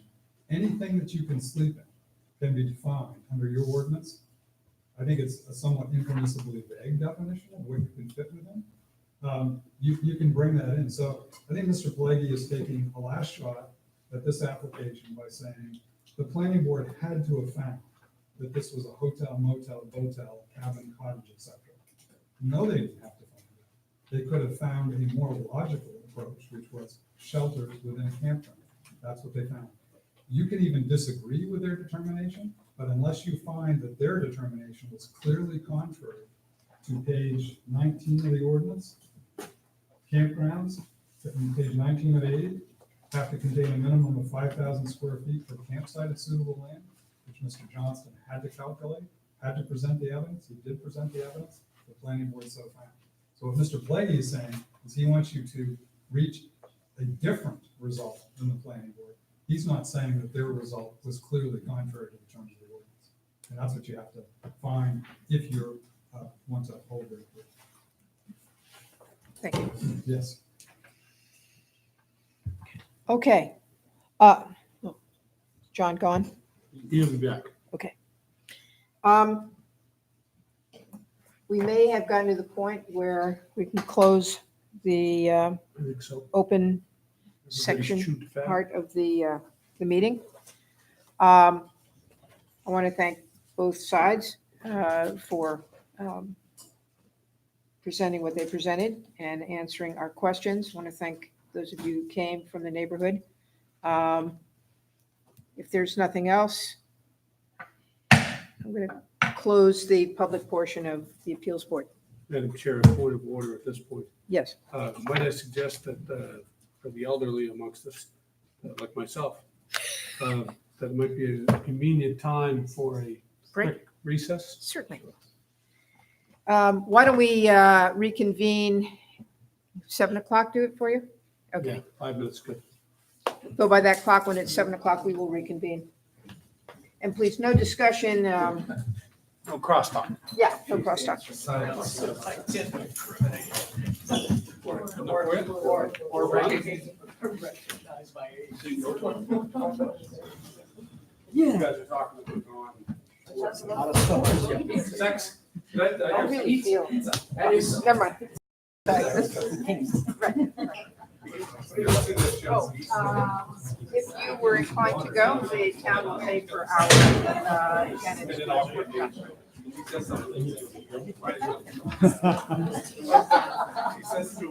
By the way, just to add to that, we have that big, he's got that big sipping thing like this. With the he says, So hard to Man. my mouth. It's "Front water or bird?" We were just trying to find the right way. What are you looking at? I'm sorry. What? Don't be sorry for it. So that's good. No, that's great. I don't hear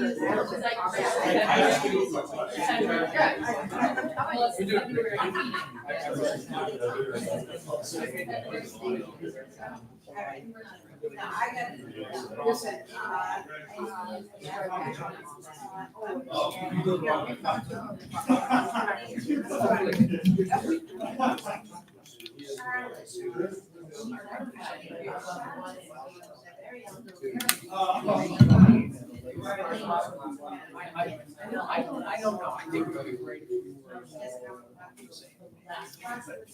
Maybe. We're I was gonna, gonna say that when I made it.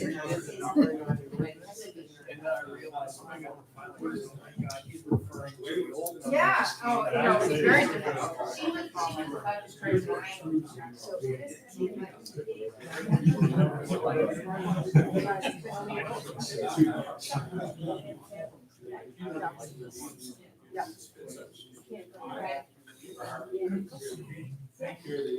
And they don't have fire.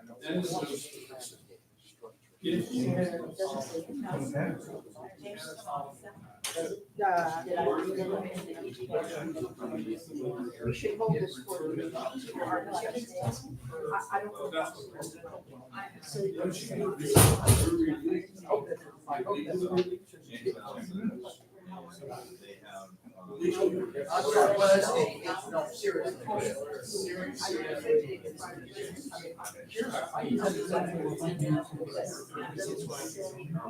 No,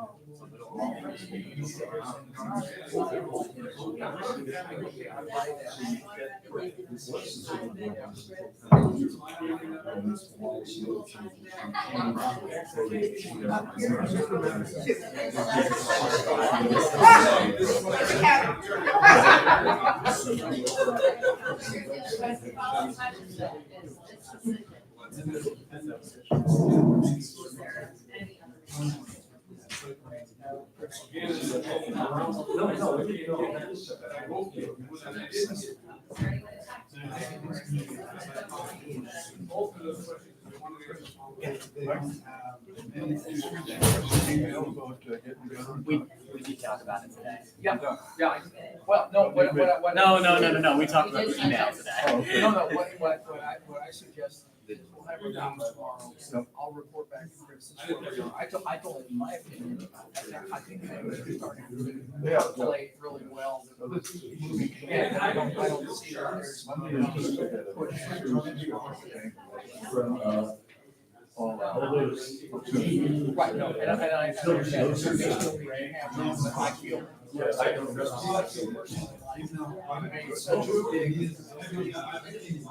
It's almost like a change. You should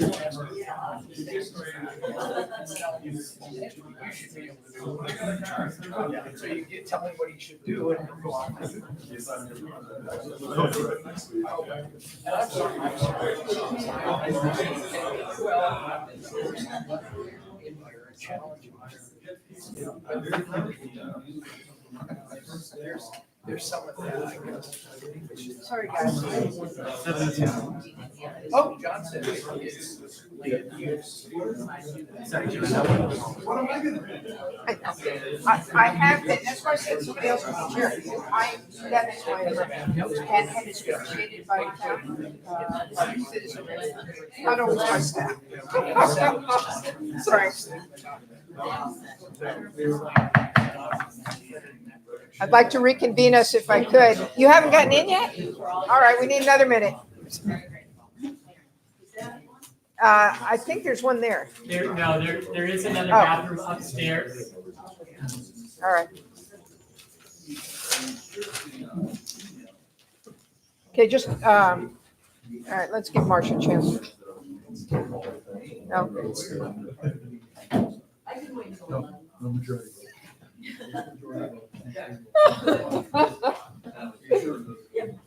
Okay. I'm not as old. Of that, I have no doubt. Counselor? Age is a state of mind. Counselor Collier, Greg, thank you. We're still waiting for Mr. Pelleggi, who's in the rest. Oh, I'm sorry. See, that's why. Johnson was in the middle of a really good story. Oh, Yeah, just look what you missed. yeah, really.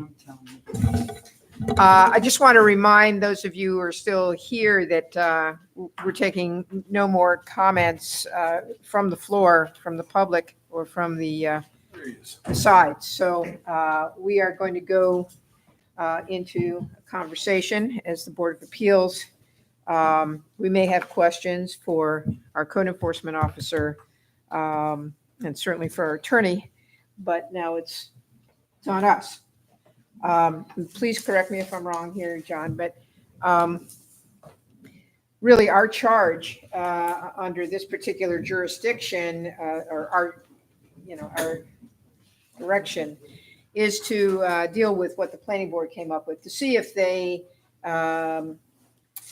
violated the ordinance in any way, if there's a blatant problem with what they did. Right, and is that, am I on board there? Okay. And to review the appeal in full, as they point out what they believe the planning board missed. So let me just open it up for, oh, you said you wanted to wait to answer Mike's question until we were in closed session. So if you would do that, Yeah, please. Mike, can you remind me of your question? No, it was in regard to the principal structure. Yeah, the principal It structure. did, and I guess what I need to know is the primary question that needs to be asked is one of land use. Hmm. And then from that will flow other things. Or is there some other principal criteria? So what I would say about that is that I'm going to give you an unsatisfactory answer and then turn to Mr. Larson. So the ordinance says, in the case of the planning board, that the decision or failure to act was clearly contrary to the provisions of the ordinance under which the appeal is taken, are not supported by substantial evidence on the record. In regard to principal structures and whether it's a campground or a motel with cottages, and also in regard to principal structure and other structures, that's really challenging, right? Because I'm not going to say what my opinion is, because if there was a clear legal interpretation that I was aware of in some law court decision which said, boy, these things are definitely, I'd tell you about that. Some black letter statute that said, I'd tell you.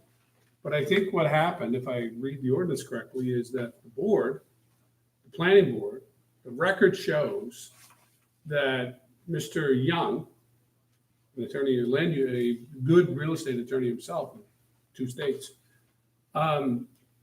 made a motion that it was, they were dwelling units.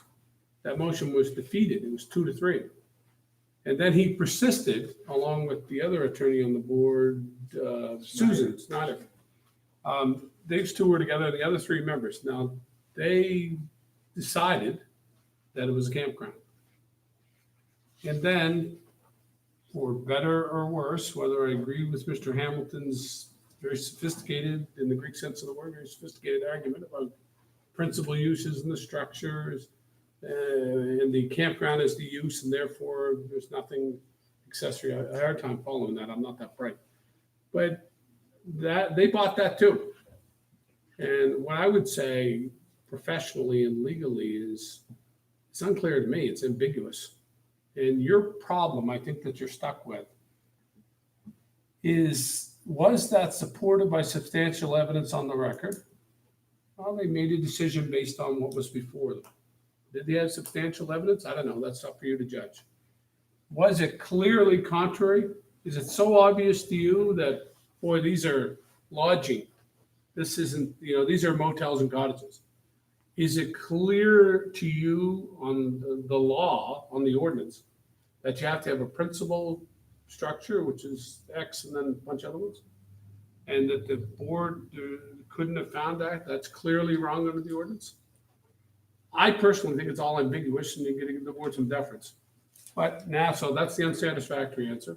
Then I think you also have another expert, you're expert on the ordinance itself. And I think that although this is like being a coward and running and hiding, in regard to your ordinance, I think your CEO is probably the one to ask. John, if you could address that I question. have two things to say. Okay. The first one is to address the motion in the minutes of the approval where two members voted against it. And it was based on, they felt that the structure was a residential dwelling unit. And the other three members of the planning board decided that because they had no cooking facilities indoors or a kitchen inside, that they were not dwelling units and it was a campground. That's where the came about. And the other issue about, if you looked at the principal structure definition of the ordinance, and I think the issue with the ordinances here is this application was submitted originally in February. And at that time, the ordinance was dated 2018. Subsequently, the town meeting in May took place and we have a new ordinance. So the references that Mr. Pelleggi was doing was the new ordinance, but this was reviewed under the old ordinance and there was no substantive change for this application. So the other is the definition of a principal structure is a structure other than which one is used for purposes wholly incidental or accessory to the use of another structure or use on the same lot. The use of that lot is the principal use, which is a campground, and the office is a accessory structure to that use. So I would consider those camp structures, whatever you want to call them, they're not tents, but they're camp structures, are accessory. The principal use is a campground. So There is no principal building. structure. And the definition says structure or other use. And you don't have to have a principal You do structure? not, according to the way I understand the definition, it says it's incidental or accessory to the use of another structure or use. And what page is that, please, John? I'm looking at page 75, but it's a definition of a principal structure.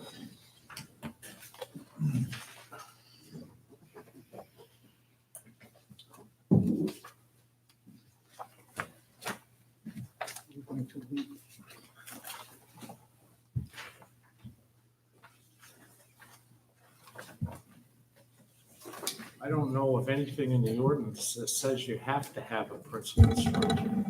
And that was your question, right, Mike? Which of these is the principal structure? And apparently you don't have to have one. Let me give you an example. Directly across the street from this proposed campground is a self-storage unit buildings. What's the principal structure there? I don't know what else is there besides those. There are multiple storage buildings. Which one's principal? But doesn't there have to be one? No, it doesn't say that in the ordinance. There has to be one. The principal use of that property is to accommodate accessory storage buildings. That's how I interpret the ordinance. I'm not going to disagree with that. What I will say is your CEO in any town is always the expert on their ordinance. They work with it every day. That frankly is, not that this should deter you, but that's new to me. And I kind of like it, but it's new. So that's, makes sense to me. When I said I wasn't that bright, this is really interesting to me because it's the concept that I usually think of and have thought for the 20 years I've been doing municipal law of accessory structures as being accessory to another principal structure. And I think of accessory uses as being accessory to other uses, such as in the case of a home occupation. Well, the principal use is a residential dwelling, and then I might have my law office in the kitchen, and that would be an accessory use. So the idea that the structure, as Mr. Larson so neatly defines, it could be accessory, that is the office, to the use, which is the campground. I think in essence, that's what Mr. Hamilton was after, and I think it's an interesting argument. So, but can I take that one step further, and you may have said it already. How can you have an accessory building, the office, Piece of property. when you don't have a principal? So if it's an accessory, it has to be an accessory to something, and you're saying Principle does not say structure, it says structure or use.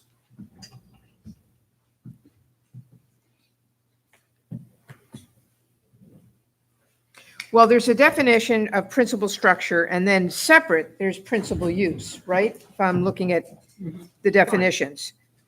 A use other than the one which is wholly incidental or accessory, that's just kind of a backwards. Yeah, it's not easy reading. But I guess what I'm saying is, to give you an analogy, you have a co-pilot in a plane, but you have a pilot. Can you have a co-pilot without a pilot? I mean, can you have an assistant if you don't have, So let me ask you this question. yes, You have a pilot and a co-pilot. The pilot gets up on long flights, the pilot sleeps. yeah, He gets up and goes someplace and takes a nap. Who becomes the pilot? the co-pilot, There you go. Isn't he the pilot then? yes. Who's the co-pilot? No, it's being flown by the co-pilot. There is no There is co-pilot. none. Yeah. You see where I'm going with this, though? He's saying that you don't need the structure, the use is enough to have an accessory. That's what I think That's it. John is, That's what I take as the argument. Yeah, I think that's the argument. The use determines under essentially what category you have to look at the land itself and how it can be used. Then everything else falls out from under that. So if it's, says that we want to use this land as a campground, say, great, you want to use it as a campground, you have to have 5,000 square feet per campsite. What you put on that, it's your business. You know, it can be a cement slab or bare earth or whatever you decide. See- That kind of a reasonable. so then the office is accessory to the use of the land, Not to a structure. and that's new to you. That's new to me. Then again, Yeah, I know. I don't know everything. You don't know everything, right? And all I can tell you is that I'm a sinner and deficient. And if you want a better answer, I really need more time to study it. But I've been doing this for 20 years. I can't remember. On the one hand, I can't remember anybody making this argument. It's novel to me.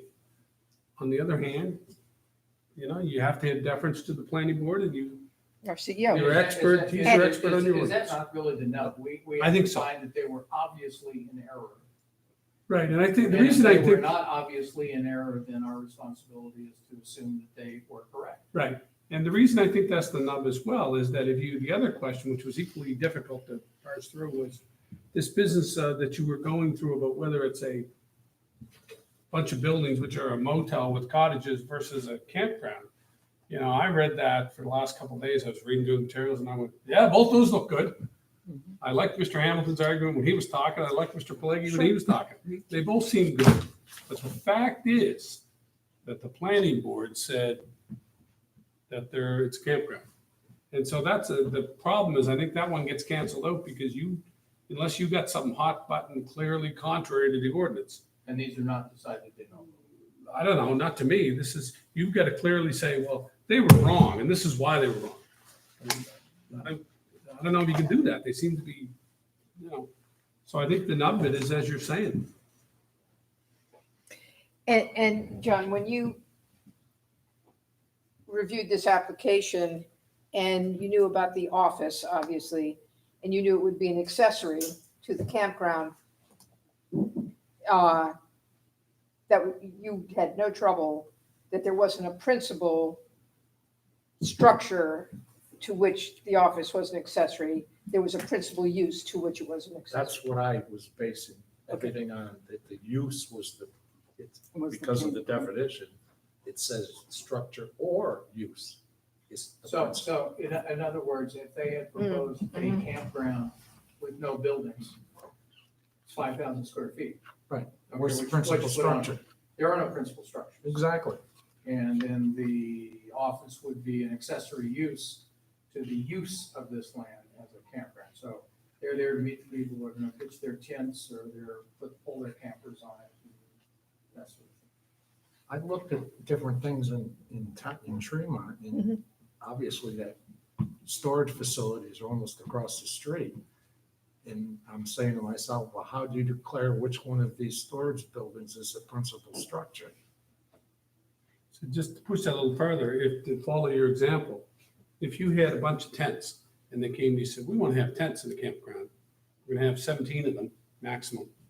17 campsites with possibly 17 tents. In a business office, I would think that would be the more usual circumstance. You would have a bunch of campsites for tents in the business office. Would that be a principal structure, or would you say there's no principal structure? There's no No principal. principal structure. There wouldn't be, the office wouldn't be there. If the use didn't campground were exist. not there, there would be no need for this structure. That's right.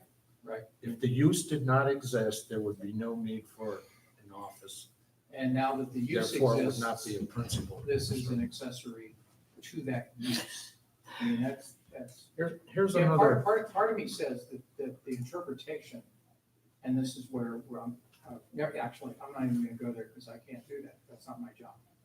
I don't think, to interpret it. Oh, yeah, your job. Well, I mean, but it just seems to me kind of strange that there can be a usable land and structures can go up on it. And not one of them has to be considered the principal structure. And it's almost like one of these where, okay, if you want to put anything on, anything else, right? If you went into this area and you wanted to put a boathouse on it, that's it. I want to put a boathouse on it. I want one boat. Well, is that the use of the land or is that the principal structure on the land? So if I had let's say a parcel of land with, 5,000 square feet, and I want to put a boathouse on it, that's fine. I can do that regardless of the fact that I'm in a zone that says, you gotta have 40,000 square feet, my friend. I just keep going back and forth, frankly, between the two. It's almost like, you gotta declare something the principal non-residential structure, that requires 40,000 feet. And then every campsite requires 5,000 feet on top of that. What I want to say with that is that the staff, Mr. Larson and I are staff. So I do want to encourage you to make the law, right? You guys make the law. We advise, but you are definitely four square in your purview. If you want to disagree with what he's saying, I've been ambiguous because I'm really confused and don't know if I agree with that or not. But if you want to say that you don't have, you're not bound by Mr. Larson. He's But his I advice. keep going back, we have to find something obviously wrong that the planning board did. Yeah. And But- I can sit here and I can argue, Mr. Hayes, Both let me sides give of you that another example. Besides the storage, self-storage buildings, what about a series of greenhouses that sell plants? Which one of those greenhouses is a principal structure? Where do they take the money? Well, that's actually an accessory to the greenhouses. Not necessarily. important accessory then. The use of the property is a nursery, and all the greenhouses are accessory structures. To the sun? To the use. Use. It's peculiar. So let me sort of ask a broader question here, because I wanted to address your question, Mike. I thought it was a good one. Have any of you, in reviewing the materials, found any issue with how the planning board went about their work and their decision? Not asking whether you agree with it, but did you find anything, Procedural. yeah, or any violation of the ordinance? I don't think they violated the ordinance. I think they made their decision on what they read out of that ordinance. How they interpreted it. And we can interpret it one way and I can interpret it differently from you. But that doesn't mean either one of us is right if we don't pay attention to the rules. The law. I ran into a thing that I didn't know what to do with. If the whole decision is that it's acceptable for there to be 11 of these whatevers, and as long as they have 5,000 square feet, is that what it is? Of property, what is that property supposed to do? Is it supposed to be continuous to the individual cabins, or is it supposed to be a corner here and I mean, when I was looking at how it was mapped out, I couldn't fathom that. That there was some reason for 5,000, but I don't know what it meant. 5,000 per campsite, I think. Right, Per but it could campsite. So be, each campsite has to occupy a unified contiguous 5,000 square feet. obviously not. No, it does. There's something in the record, a beautiful thing, color thing, Mr. Johnson. Right here, Yeah, get a load of it. Follow the colors. So what are you commenting on the size of the 5,000? It's just, The if you shape of have it? it, if you look at it, it's really peculiar to see. you say it's not contiguous? What I'm saying, North Carolina is, border. if it's supposed to be something, a buffer or something, then this lot here has 5,000 that goes from here to here, across this little thing, down over here, under the road and over here. I don't understand what 5,000 means. We're breaking up over there. I'm sorry. Do you know what I'm I saying? didn't, I didn't find this and I was just looking at the map. I had to show them the picture. So Reva, is your argument that it has to be contiguous? Has to be all I mean, if connected? we're making an issue of it, each thing is supposed to have 5,000 feet. Is the 5,000 feet supposed to serve a purpose, or is it just a number? Maybe Mr. Larson can help us dig through the ordinance and find. Anything else would be a cluster development, correct? If we calculated there's 11 lots on that land that you wanted to put them together so that each site occupied less than 5,000, that would qualify as a cluster development. So if this is 5,000, it goes here, goes to here, over here, and down over here. That's a range continuous 5,000. That's why you hire clever engineers. Let me ask our code enforcement officer, when you looked at the site plan, or can you answer Reva's question? Does each shelter need 5,000 square feet to basically call its own? It's what's known as a density requirement. The cabins aren't in that.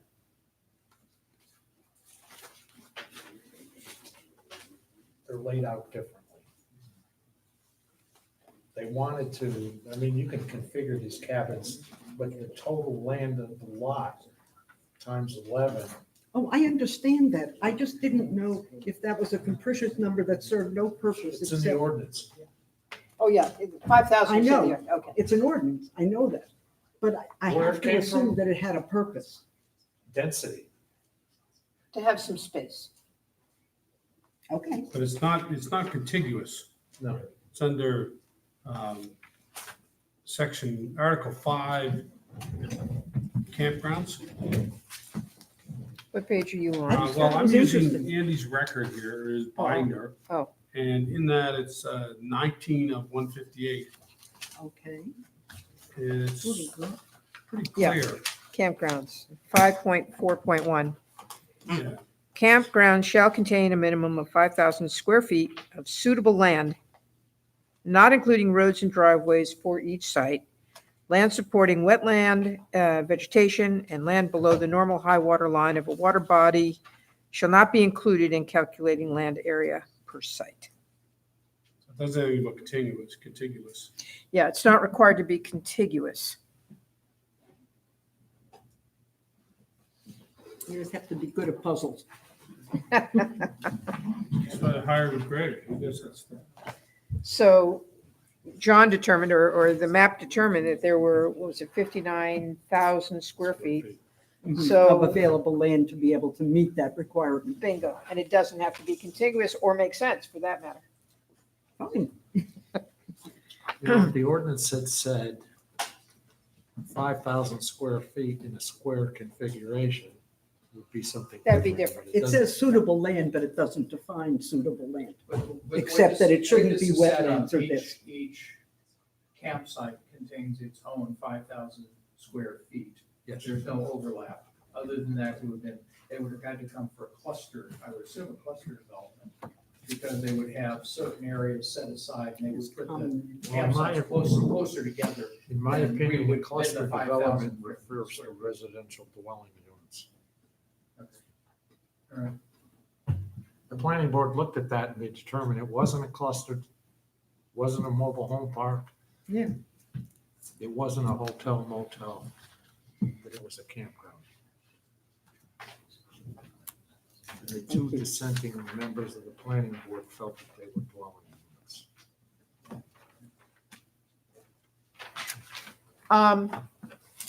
Any other discussion or questions or anything?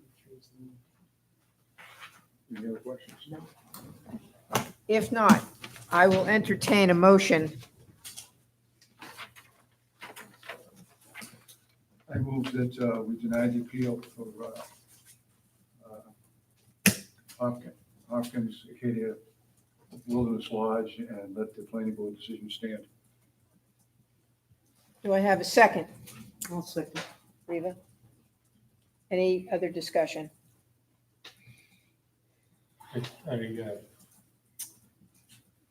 Deference to Mr. Atherton.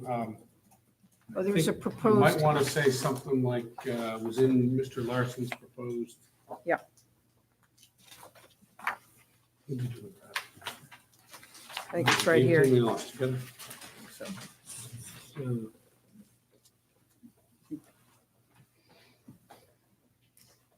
Oh, that's good. Yeah, I think that's what he said. That's good. You're good. Now, before we take a final vote, there was a suggestion that we could emphasize the fact that there would be no cooking. Well, I don't agree with that. And So why? the reason I don't agree with that is I think what you would want to do if you said there was no cooking is that you would want to vote against Mr. Atherton's motion and actually uphold the appeal. And then you would have a finding of fact that there was inadequate evidence on the record to say that there was not going to be any That's cooking. fascinating. And you could do that, and then you would accept the appeal, and you would say that the appeal is upheld, it's remanded to the planning board, that there needs to be, that a dwelling unit would have to show, they have to prove that there was No cooking. no cooking. And I think that's really challenging for you to say, because, I mean, you could, but it'd be challenging to do that because the standard is very high in the ordinance. It says that there was no evidence, substantial evidence on the record. And you heard, I don't know whether you're persuaded by it, that's up to you. But you did hear that there was some evidence It on was the a record discussion. that there wasn't going to be any cooking, that there was talk about it. I think Mr. Good at one point chimed in and So it'd be really hard to overturn that. So I don't think you can do that.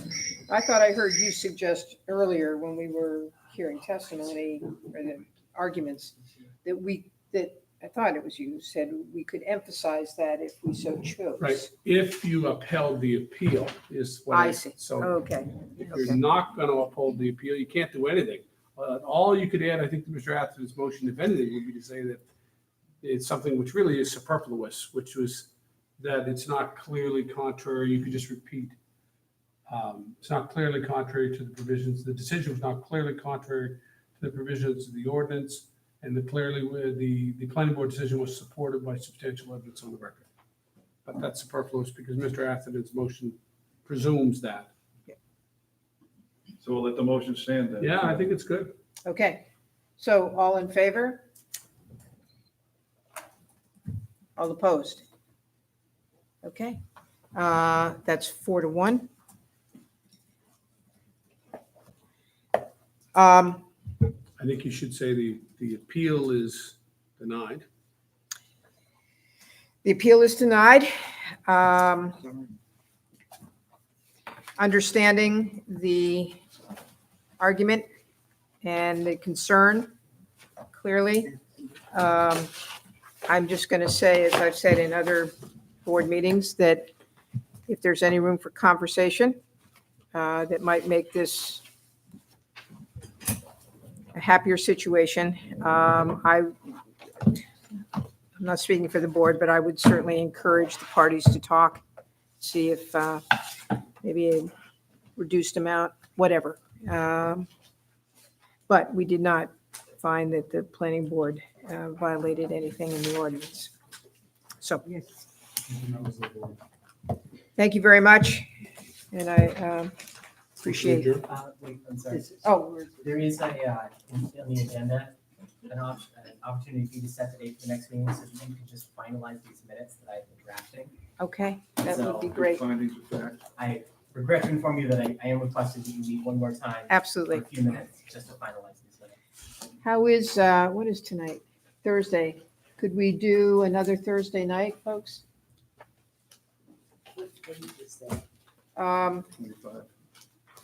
It's one big room on day. 5 o'clock or 25th. Is that a motion I heard? Sure, yes. So What's the motion then? The 25th at 5, yeah? 25th is just next week? I'm not available next week. Is that the Harbor Committee? Harbor Committee? Yes. But you could meet upstairs while Harbor Committee meets down here, or vice versa. Wow. Okay. Okay, I can't make it, but the Well, we four have of to you make can. sure that you're here, that you're chairman, so what day was good for you? I could do the following Thursday, August 1. Fine? 2 weeks all right, Chris?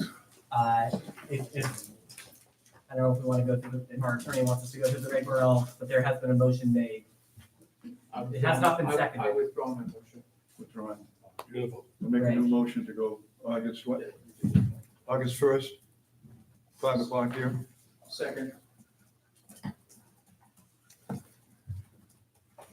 Better check August. Hang on one second.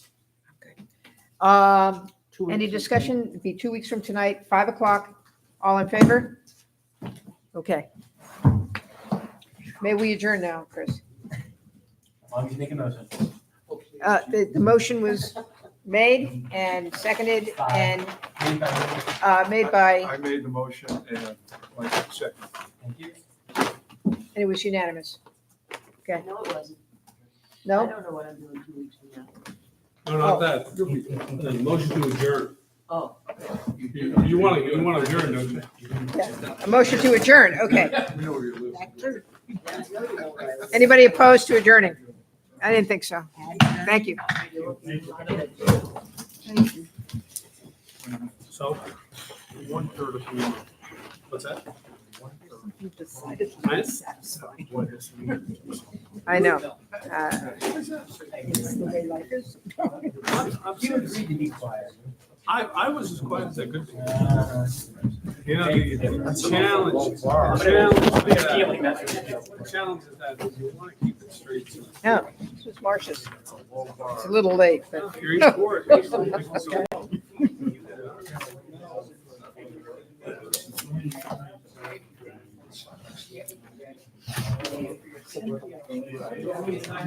What do you think? You think I'm talking? I'm trying to keep. But when you said I was out of order, that I think you were in order to start testing.